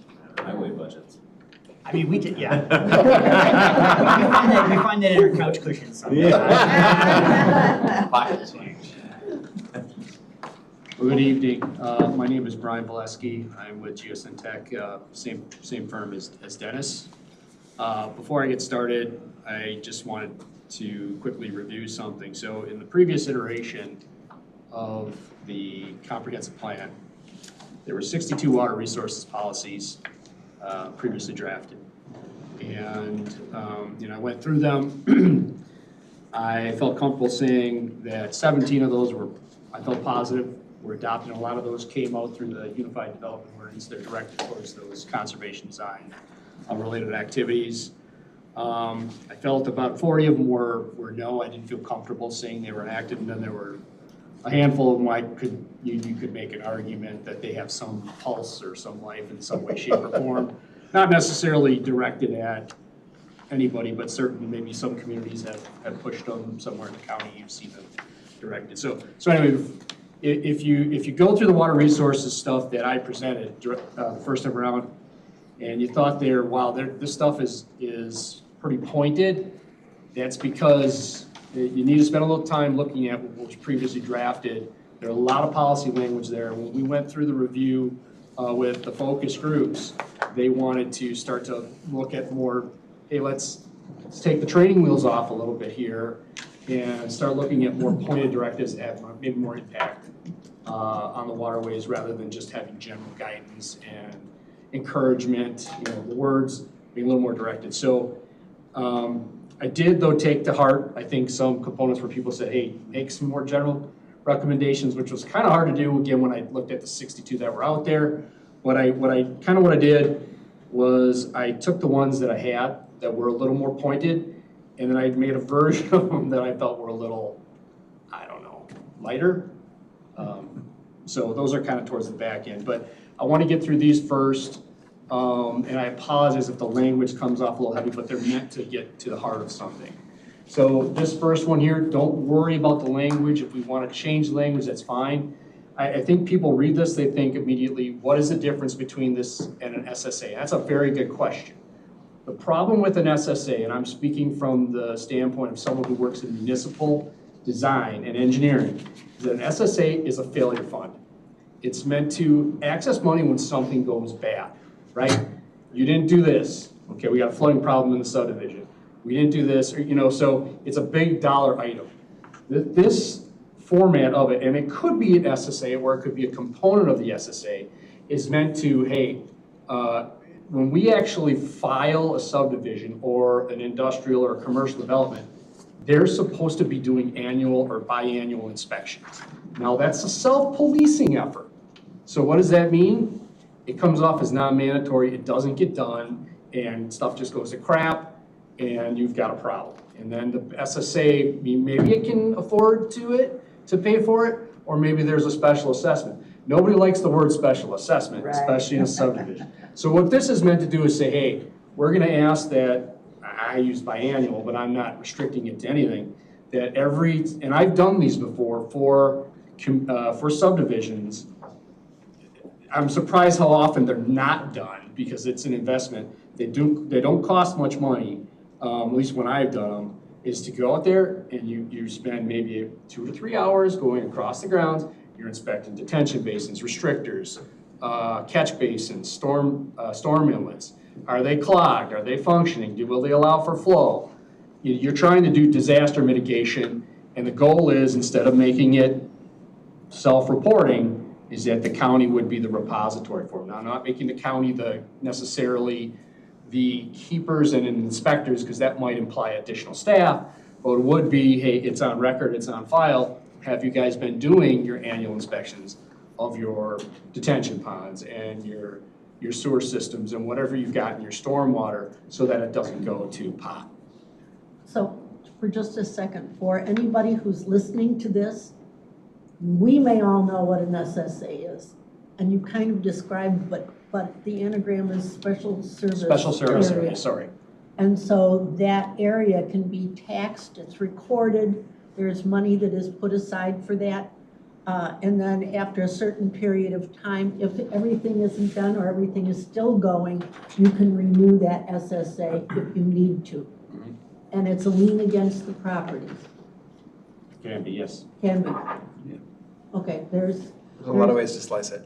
I'm sorry? There's a lot of ways to do it. Okay, So well, thought it was exactly the same path, but yeah. that's fine, So you could use that SSA money if you chose to. right. But the way it's used now is it's a failure fund. I call it a failure Right. fund. Yes. And No so what we're doubt. trying to do is create a mechanism that either utilizes that or it's another mechanism within that structure that kind of self-protects the interests. Because if you're a homeowner, most homeowners, they just assume that everything is always working, right? You know, I'm gonna get rain, it's gonna go away, and the problem is solved. And then somebody says, hey, you know what, we gotta dredge the detention pond, what's that gonna run? $450,000. Well, SSA ain't gonna cover that. What are we gonna do? Special assessment, and that's what we're trying to get away from here with this concept. It can be heavily modified, rethought, but that is the idea behind it. It's a little bit of self-protection, if you wanna call it. It might be a little bit radical for some people, but I didn't. So everything I provided here, I didn't sit in a room with a six-pack of beer and dream these up. These are actually taking place either somewhere else in the state or there are neighboring states that have similar mechanisms. But my question to you, Brian, is why is this our number one objective in your mind? I didn't rank these or put them anywhere. I just Okay. So don't think that because if we were going to spend we could spend another 2 hours on SSAs. When I was on the county board, I was the anti-SSA man, and Pat McNulty, the guy from the health department, the top of the health department, we fought night and day on SSAs. I don't believe in them, okay? But the thing is, here in McHenry County, as water resource, our primary goal is to protect our aquifers and the quality of our water. SSAs are a part of that component, obviously in the county, okay? A simple solution of SSA is the county takes that over. Homeowners only want hot water. That's all they want. They don't want to manage water and sewage. I rejected every SSA that came in on the county board for subdivisions. I just don't like them. That's fine. I actually feel like the county maybe have gotten some detention basins that have defaulted. We require a backup SSA now, sorry, Terry. Just in on there. I think the county got one anymore. I think the county got a bunch that defaulted, didn't they? There's, right now we're working. Let's hold it down just a little bit. Can I just kind of offer a little perspective, and I don't think we had this conversation, but the way that I saw this chapter was that we did make the statement that we wanted it pulled back and we wanted it more general because a lot of these things, like what you're talking about, I think the group feels belongs in our stormwater ordinance and in our water resources plan. So it's a policy that's so pointed that maybe it should be in water resources, our RAP, instead of in land use. So we wanted the chapter more generalized of what do our land use decisions and policies here mean for water protection? Do we have enough water available to support the land use map that we're promoting, that sort of thing? Okay. So I think that's why you got the comment that to pull back. And that's fine, it's just, it's a little bit of a deviation from what the focus group brought forward in those meetings. And we've got more generalized ones in the back here. Yeah. Can we just move that one down to? These were the way they came out in the focus group meeting, Right. so I didn't prioritize these are, I'm sorry, go ahead. No, that's okay. I think the priority thing obviously is they're not in order, so to me, I'm not really concerned that we're discussing it first. Second of all, in terms of yeah, maybe it does belong in water resources, but the whole idea here is to protect our water resources. And the big, these little detention areas that are, they're ubiquitous, they're everywhere. They're horrible, they're not well maintained. The water that drains into them is dirty. It's not, I mean, there's ways that you create those so that you have native plants around them. They filter the water before they get in, then they do their thing, and they hold or recharge, whatever. But they're everywhere. And if we're talking about water quality, I mean, maybe it doesn't need to be quite so, if part of the problem is being too specific, but I mean, it is an issue, especially every single subdivision that comes in. And there are a lot of existing ones that don't have any mechanisms in place to correct for them. And they just sit out there. So I don't know, I mean, it's up to everybody else, but I think that when we talk about quality of water, I think it adds to it. Ellie, did you have something to say? I had two things quickly to go off that. One, is there a brief sentence anywhere that the objectives, not even specific for this, are not in order? Like, we're not prioritizing objective 1 over 9. If we can add somewhere at the beginning of the plan, like in the intro, for people, just have one sentence of that so people don't think that, I feel like that would solve a lot of issues. If there's just like, just so you know, these objectives are objectives, not in order of priority. Because I could see people getting confused. I took it your way of that these weren't in order of priority, but someone easily could. And I don't get the sense that the ones in the previous plan were ordered, but I could be wrong. They're generally grouped by kind of like just items, likeness, but they're not right? So necessarily. maybe we just yeah. say that once somewhere. Like these are groups, not. Yeah, and I think in the plan we'll have like big headings that say like stormwater quality, water infiltration. Like we can have some kind of topical headings to help organize the content. Okay, yeah, that makes more sense. I think that's all I have. I like that idea because what's important to me may not be important to Right. them. Yeah, exactly. So why People is are it gonna differ. Is it on the same page? Is it in the same book? Is it, did we have to buy another book or, you know, what I'm saying? Yeah. In that scenario, I would have been wrong. You would have been right. No. Okay. So number 2, so this might, be along those same lines, but this is something that has been looked at prior. And every county has looked at this. Most of the other counties have looked at it from a standpoint that it's difficult for them to accomplish. But in McHenry County, the concern is that actually it gets into the ground too fast and it needs to be cleaned before it can get into the ground. Why is this important? Because when we create impervious surfaces, right, we create more stormwater, we create more volume, and there is a need, obviously, right, we're talking about replenishing or loss of aquifer volume. So this becomes pertinent really quickly. It does fit nicely with some of the conservation design elements. I know both Minnesota and Wisconsin have this requirement. It is capped at 3% of the property space. So it is not meant to be that's Wisconsin standard, not Minnesota standard. It can be a very, very small component, but this really is meant to be a complementary component of that aquifer recovery, I'll just say statement, which obviously is a concern. So it becomes, what are we looking to do? Are we concerned about it? It's exploratory at this point. We know other states can do it. Do we want to explore this anymore? It was one that actually if I had to push this, it's already at 2, but this was probably one of the most talked about ones at the focus session discussions. And so there's a few municipalities, the very last one. A few already, you have this, yes. Okay, so conveniently, if we could have something anecdotal that we can use so that when we have to explain this to somebody and first thing they say is a few municipalities, well, which ones? I think Dennis already listed them, and I could write them in there. It's, I believe, Crystal Lake, Woodstock. I think it's just those 2. It's not Algonquin, but I know Crystal Lake has one for sure. Okay.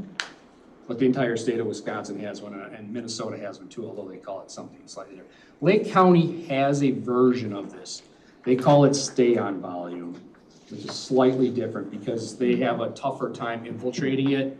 It's meant to capture like a first initial volume, and then it either can be assisted by slow perk because they don't have the sand throughout, a lot of the sand, or it can be under drained. And we could have something similar to that. We would be, I don't think, reinventing the wheel. It's just got to, there's plenty of designs out there, plenty of approaches that we could, I think, glom onto and investigate. It would just be a matter of whether or not we want to push the item. Can Lake County get Lake Michigan water? Can they? Do have, are they eligible?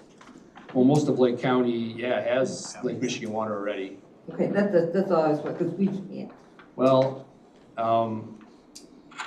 don't know if we want to go to that The water point. supply piece. Don't go Well, there. I'm just, yes. They're already looking at it. Well, I just brought it up on account of, I lived in Naperville, and in Naperville, we had some of the liquid gold brought to us in pipes, we had to pay for piping. Sure. All the way to Naperville. in Lake Michigan. But Lake County borders Lake Michigan, so it's. So Right, you're yeah, I restricted, heard that, yeah. you're restricted from getting Lake Michigan water from Lake Michigan direct. But if I'm a community in Lake County and I have excess volume, surplus supply, I can buy it from you in McHenry County. I see. Oh, and that's So not that's gonna a- cost anything, hey? That's a workaround. Well, you still have to get the infrastructure here, right? Right. And and when I had that conversation with the Public Works Director, he had said he felt it was a matter of time. And I'm not kidding you, 3 weeks after I had that conversation with a different Public Works Director, Save Crystal Lake put out an RFP to have it looked at. So I don't know where they are in their process, but that answer is gonna start with a B, not a M, right? It's a billion, not a million. And that's just to get the water to them, right? It's not to get it to the county, it's just to get it to probably one person. One little spot. So, Then the very last line, a few municipalities in the county, can that be changed? It's English. If you only have two, that's not a few. You should it should Well, why don't we just just say list some. them? well, why don't how about this? I'll put any municipalities specifically, and I can leave, state of Wisconsin, Minnesota out of it, but, I can also say like neighboring states also have it, if that helps. Yeah, it's just, that's gonna be kind of sticky because somebody's gonna come up, an English major like myself, so there's a difference between some, a few, a couple. We would have to, at this point, be saying a couple, and that would kind of negate. It sounds picky, but there are picky people out there that aren't on this board.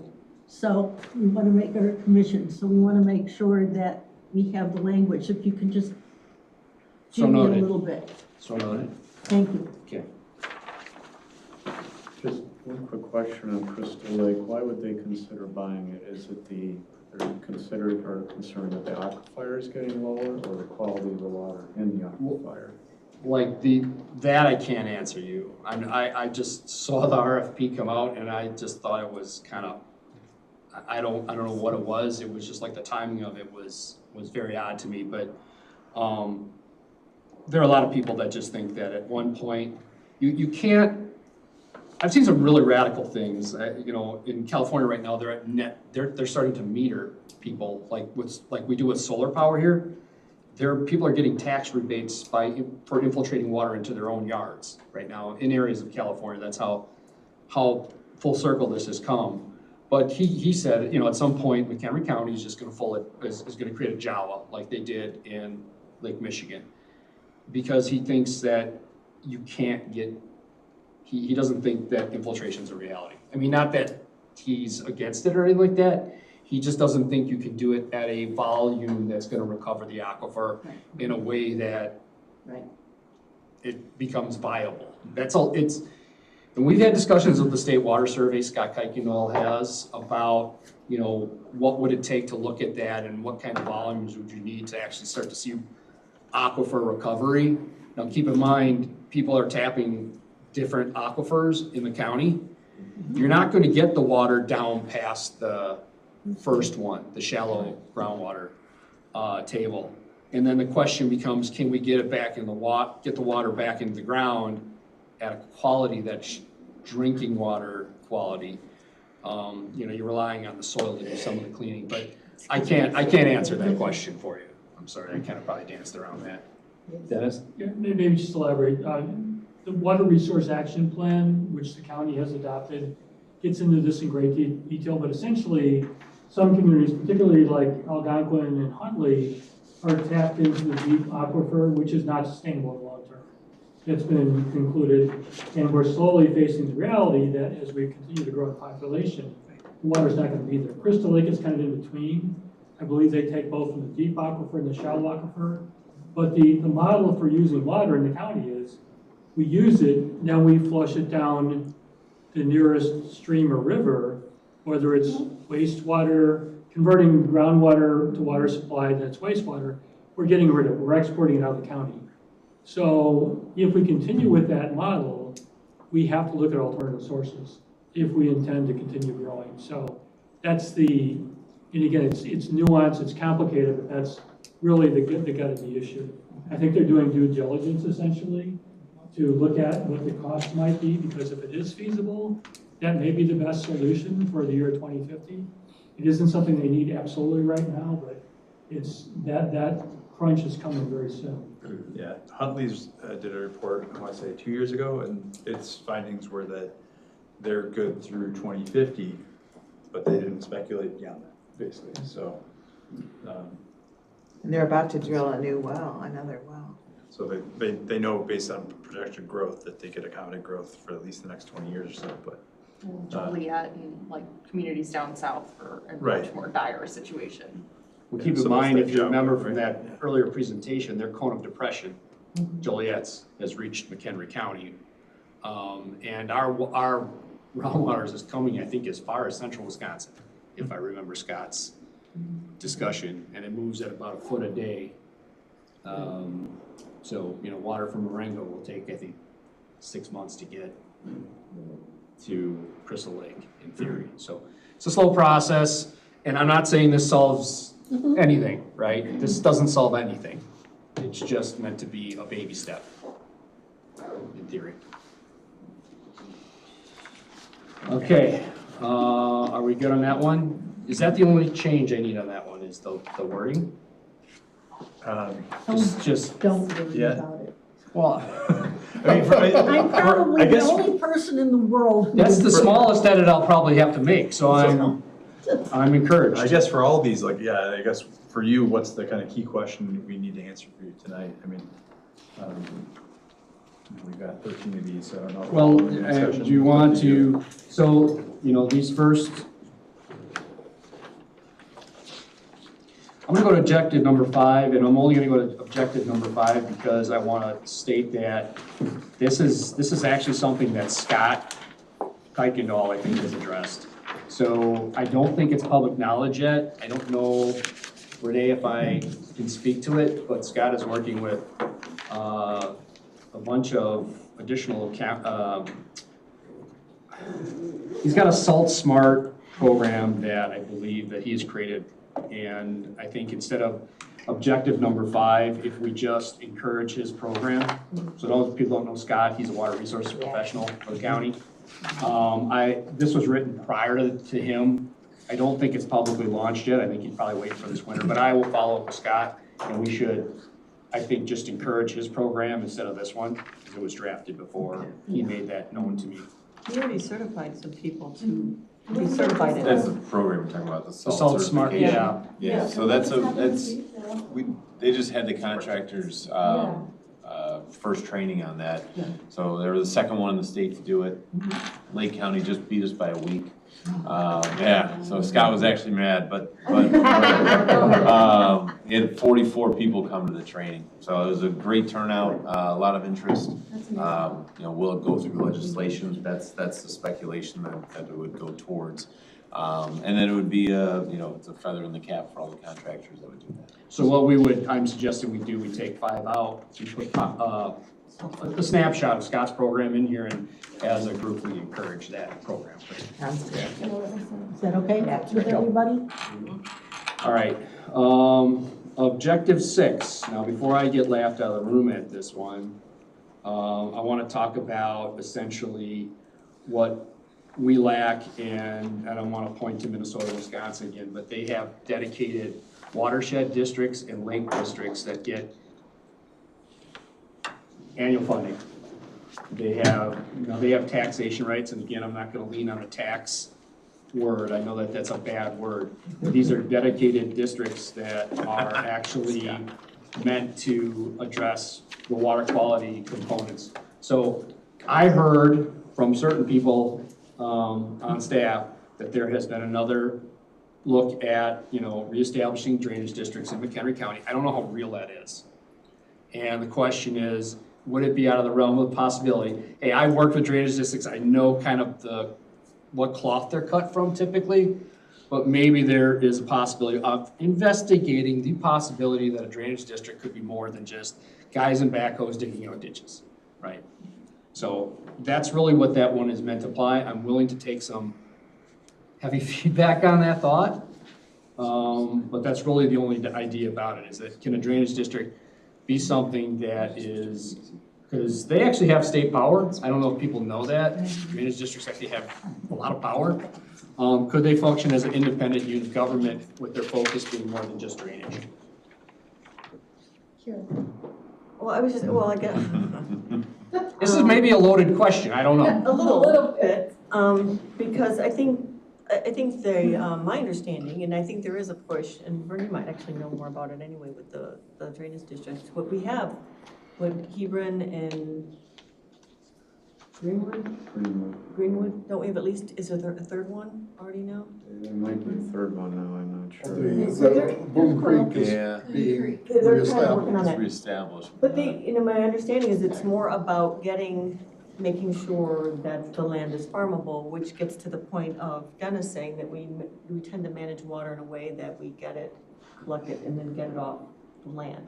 And so, there are some different approaches to what you're suggesting versus what a typical drainage district. Right, it sounds like a little bit of oil on water at first. That's why we're having this discussion, but if this is nothing but an uphill battle, then strike it. I think it's a very uphill battle, because I think the drainage districts that exist are there to make the land farmable, and your other objectives would make less of the land farmable. Well, I'm Or it would there's And I waste don't think the more drainage- money to do their projects.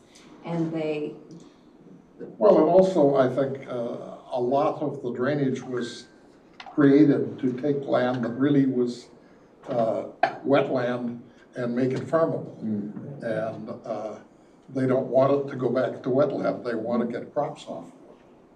Well, and some of that ground, that wasn't necessarily wetland. You've got a lot of very productive farmland that's drummer soil that requires tile to drain it adequately.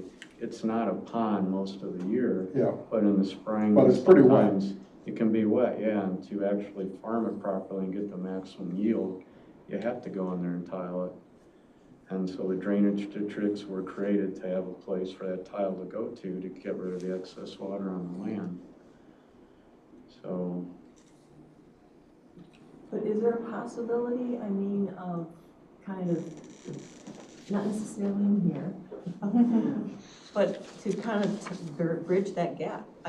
Going forward, maybe it's not, I don't know what it looks like in here, but I see the need for it, but I also see the need to make sure that we're recharging the aquifers and we're not not just draining the water away. But of course, you do have to be, and it has to be done because of flooding. There's all sorts of reasons why it's done, right? And I'm sure if you created wetlands in the conservation areas, there's probably a way they could tie the excess water going into those wetlands, where it can then be filtered and put back into the river. This could also be, we're talking 2050. It's not like we're talking next week for Well, this. yeah, So rather than I think studying these issues Yes. would be a very good idea. Yeah. But, to study the reestablishment Study the reestablishment. of drainage Oh, no. districts as multipurpose, that might cover it. Or research. Yeah, Research, review. Well, Or do it has to be drainage districts? reconfiguring Can it them, I be- think, more than It doesn't have to be reestablishing. drainage districts. The only thing I like about drainage districts, well, they have a tax base, right? And to me, what I see out of like not drainage, lake districts and watershed districts that I really like, they get that funding, and it keeps coming, and the funding does not necessarily pay for all their projects, but it pays for that match, and they can go after grant after grant after grant, because they can leverage that incoming tax dollar as in-kind match dollars, and it allows them to do a lot of work that, let's be honest, people who live on the lake or people who live in the watershed, they don't pay for those services. And so the district has the ability to levy that. Do they want to spend it all on water quality improvements? No, they want to spend it on some drainage related activities. But to some degree, if you're more sustainable with your ditches, maybe they'll last longer and you're not out there digging them out all the time. So I'm not asking them to create the highest quality wetlander necessarily, but maybe they can create more sustainable ditches or use their money to do more grassed waterways or those more sustainable farming practices. And at the same time, you don't want to duplicate the work of an NRCS or a soil and water conservation district. So that's where this becomes a little bit of a squeeze. But I mean, let's be honest, those districts are working in their capacity under a separate pool of money as well. So it's just something to, again, maybe it's just a review item. Or investigate, Investigate the reestablishment. yes. Don't forget Or that, reconfiguring. don't forget that a lot of those Or were reconfiguring? free too. Both or either? Well, I think reconfiguring rather than reestablishing. Oh, that's an interesting. So review the reconfiguring, or research the reconfiguring? Either. Up to you. Investigate, that's another. Okay, we are drawing very close to 8 o'clock, and Brandon, we aren't to you yet, so. Well, again, the historic preservation piece is what I was gonna review on behalf of McGuire Gillespie, and Okay. it can be it's literally a slide that says, we took these 5 things and put them here for you. So Okay. I could even share that afterwards. So I don't want to take anything away from you, sir, but Could you could benefit from more time if we can give it to you. I think the back ones, I don't know if people have read those, I added those after this first one. I think they're very general. Starting with. That's 10, Okay. 11, 12, those are as general, I think, as general gets.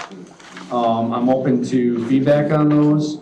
7, I think we should be in agreement. I think we've talked about this one before, and that's just identifying opportunities to have municipalities share their water and sewer. And that's just identifying, or we can call it something else. But the bullets suggest, looking at it, investigating it, coming up with, it's gonna basically be subdivisions that are unincorporated that are municipal adjacent, right? Generally. And from my talks I've had, municipalities don't necessarily have an issue with it, but there's probably gonna be a desire to annex those subdivisions, or I could see where they charge a premium because they're not in the town, right? And maybe it's a nominal premium, but still, they don't have any rules and restrictions. The public works directors that I've talked to said there's nothing that says we can't do this as long as we have capacity. Or I've seen it done, it's usually a pretty hefty premium. But I don't know, I have no idea. Say what, do you know what your tap-on fees are? Well, if we're selling to somebody who's not annexed into the city limits, it's 150% of, Wow. just at the actual cost. Extra tap-on fees, it can be significant. Yeah. Because we're using those fees to build capacity for water plant expansions later. So it could be 5, 7, 10,000, depending on the size of the property. Thanks. That's pretty honest. Do you want to keep that one as is? Review it, change it? I think it's fine. Okay. Yep. 8 was meant to, I want to say piggyback on what, the solutions of the land. is doing. So a lot of these, agricultural ones, I don't want to make them duplicative, but we can strike it if you don't like it. But what it's meant to be is a means to start looking at what are we putting on these farm fields? Is there opportunities for biosolids, compost? Who's got them on their property, who doesn't? And for those who aren't using soil amendments, is there doorways to? Now, is that something that the Soil and Water Conservation District or the NRCS should be doing? I don't know. But it's just an idea to kind of, I would say, investigate. And what we're doing here, I think the goal here is soil health, right? That's been a recurring discussion. Just real quickly. One of the things that has come up over and over again is how the Soil and Water Conservation District and the U of I Extension Office used to have rental equipment and equipment that people could use for things such as spreading manure, seeding, a million different things, harvesting crops. They eliminated all that. They don't have that anymore. And one of the ways, like around here we have so many horse farms, there is plenty of horse manure, which is excellent for erosion control. I do it myself on our other farm down in South County, and it works great. And if you've got hay, that crappy old hay that you can't do anything with, just cut it open and throw it in the ravine-like ditches that are forming. And so there's an awful lot of compost like that that's being totally ignored. And people are, I see signs around here in McHenry County, free manure. Gosh, everybody ought to jump on that bandwagon. But it's one of the things that I think is real important is finding yourself some secondhand equipment that young farmers or farmers who have smallish acreage, not 1,000 acres, can really use. That's all. I think is there a comment? Carrie or Carolyn? Oh, you know what, I think I'm finding it in your, because we talk a lot about farm runoff, but there's a lot of runoff from people's yards, which is huge. And I think you kind of get into that a little bit in objective 12. I'm thinking like encouraging the use of nature-based solutions such as landscaping with native vegetation. I'm not a landscaper by trade, but there has been a lot of talk about, I don't know how many people live, like I live in a subdivision, right? Have you ever dug in your yard? What is, it's not topsoil, right? But there's been a lot of discussion over the years, and I don't know if it'll ever go anywhere, or if this is the forum, but they're trying to get to like a minimum topsoil standard, like what kind of topsoil. And some of it is mostly meant for landscaping specifically because when it rains, one of the biggest things we find in detention basins is the mulch from the landscaping beds. And you know what? Your landscaping company, they're happy to come back and address that for you. So it just becomes a repetitive nightmare for you because at the end of the day, you're filling up your void space in your detention pond, which eventually causes these algal issues, which is another issue altogether that you have to wind up maintaining. But the idea is that, should there be a minimum organic matter content to topsoil? Should there be a standard amount of, your nutrient can't exceed this? I'll leave it at a topsoil standard. Yeah. Right? And that's something that I think has been batted around a long time. I don't speak to it specifically in here, but yeah, it's, our yards are, most of the topsoil in our yards it's not even topsoil. Right, but I'm even talking about like the thing that runs out, so when it rains, it goes onto your driveway, which goes into the gutter, which goes into the stormwater system. And it's all the chemicals you've put on there and have been spraying. We talk a lot about farmland, but homeowners are a significant source of pollutants in our surface waters.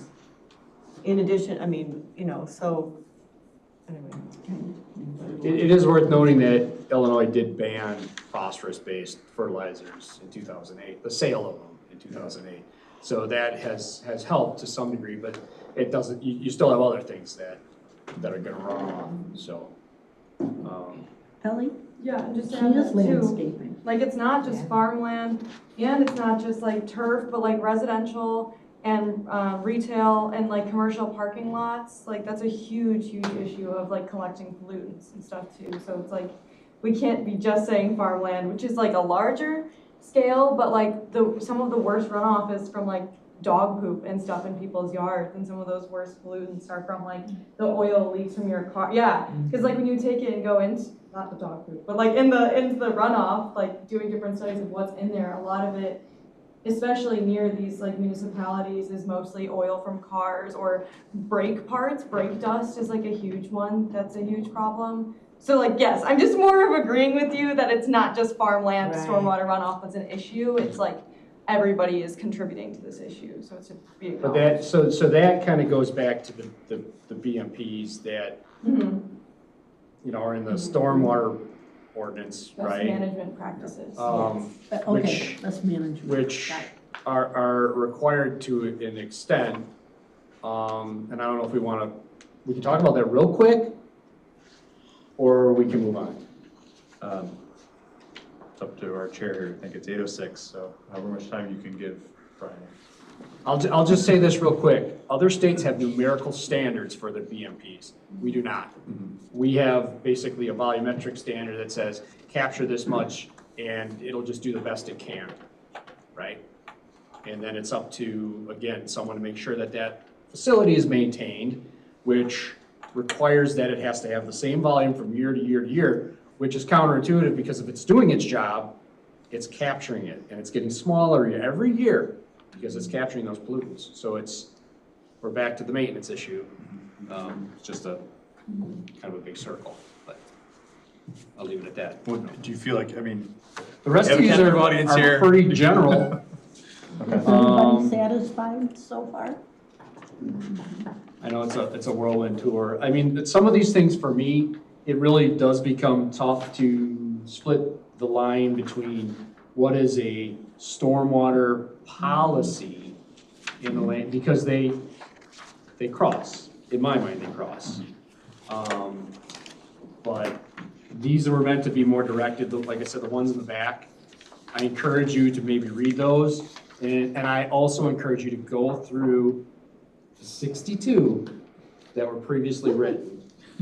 And maybe we condense that, or maybe we add to that, you know. Michelle?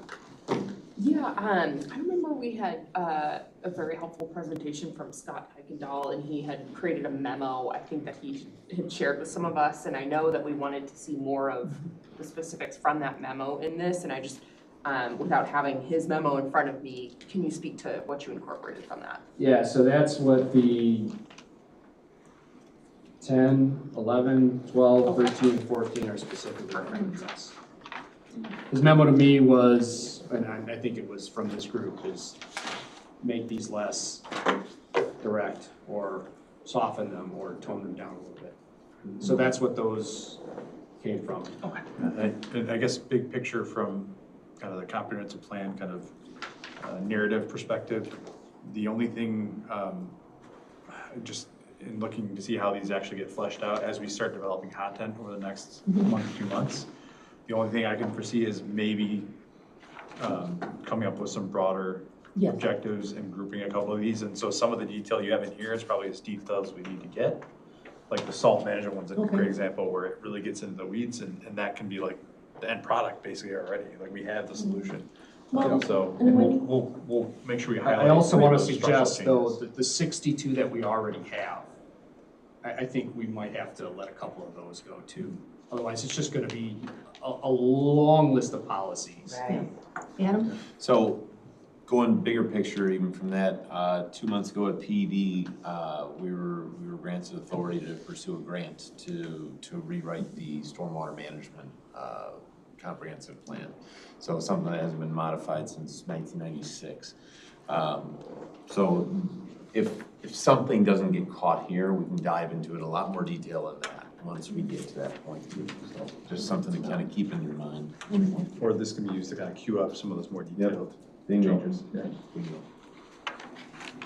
Dennis is I just want to throw out a consideration for the commission. This goes back to a statement that Renee made earlier. And it's the question, we always deal with this in developing plans, is level of specificity, but more specifically, does it relate to land use and development? So when I see something, even if it's a good recommendation to develop salt practices, that's really not land use and development. I mean, it's important to have, but if it can be dealt with or is being dealt with in the context of the Water Resource Action Plan, to me, that's probably a better place for it. So I'll just throw that as an observation. When I look at some of the detailed things, they may not be land use and development. They're important for the county to consider, but they're not necessarily, again, your call, critical to a land use plan. And I'm going to say this is the last of that discussion because I appreciate what you're saying. When we have a section that says, look for opportunities to improve stormwater policy within the county, and it's strictly verbiage, what's that got? If we're looking for opportunities, what opportunities are we going to talk about? 2030? Are we going to talk about 2035? 2050? I mean, how do we do that? If we're looking for You want a timeline to it.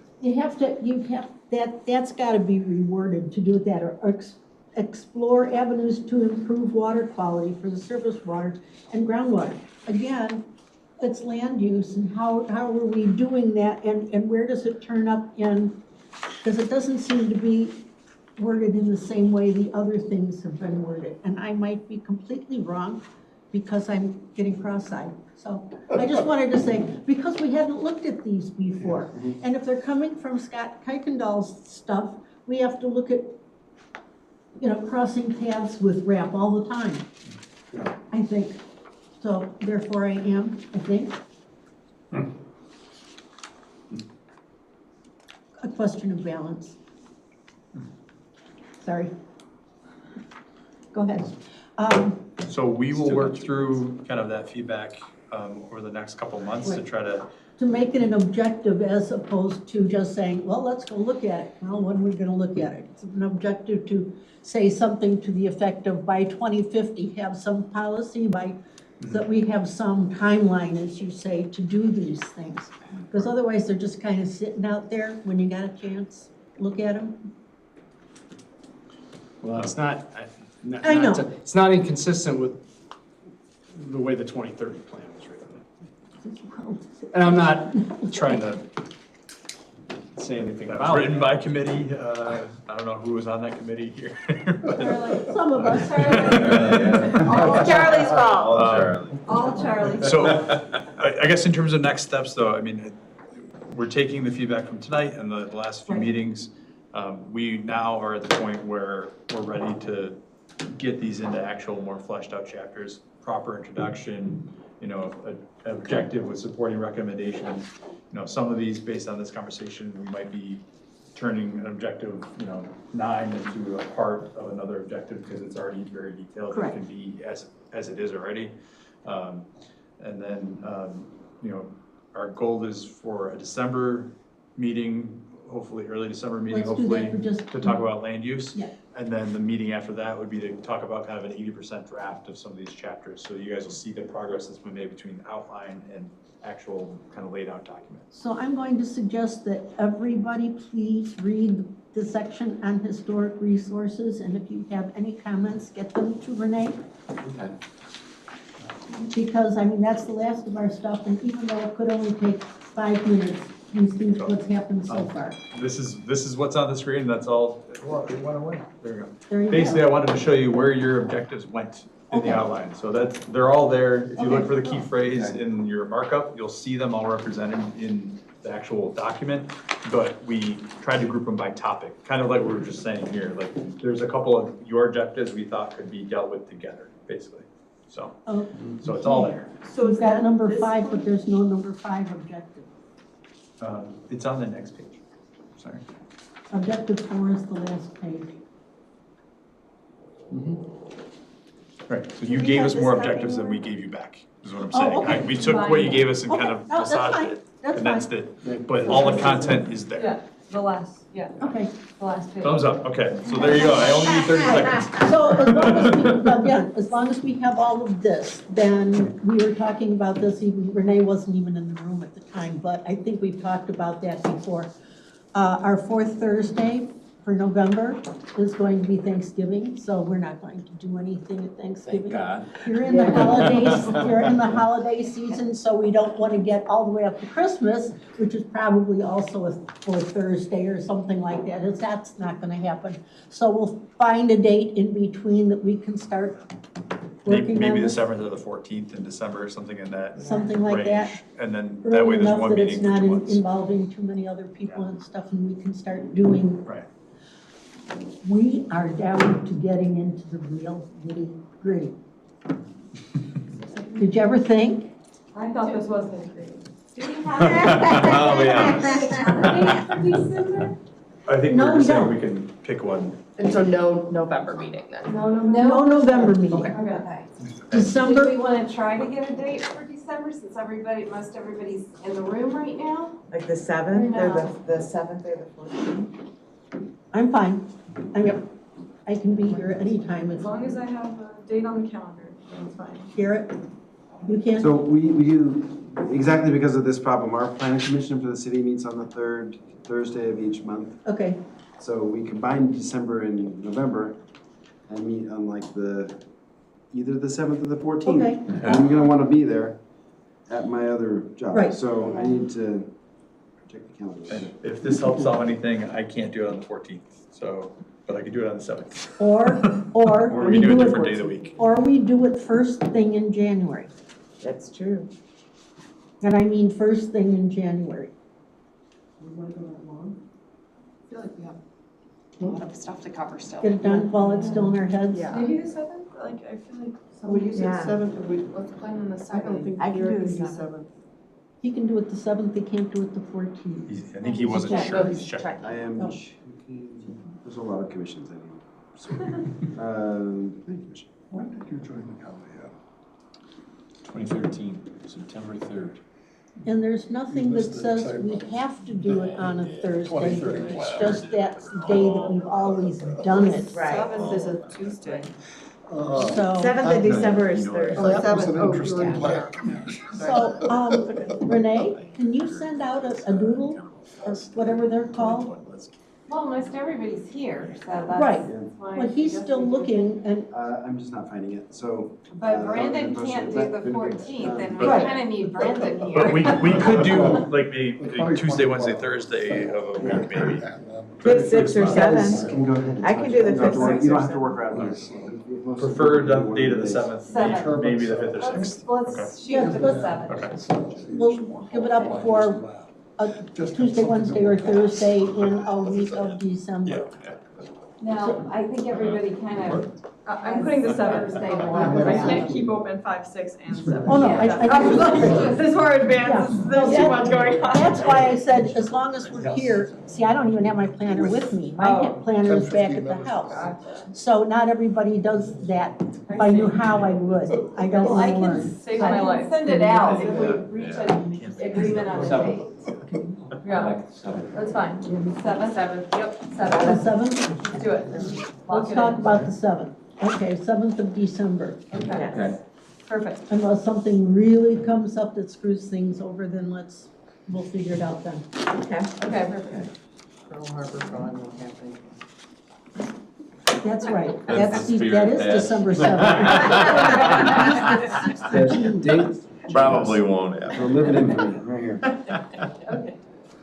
Let's see. To adjourn. Motion to adjourn. So moved.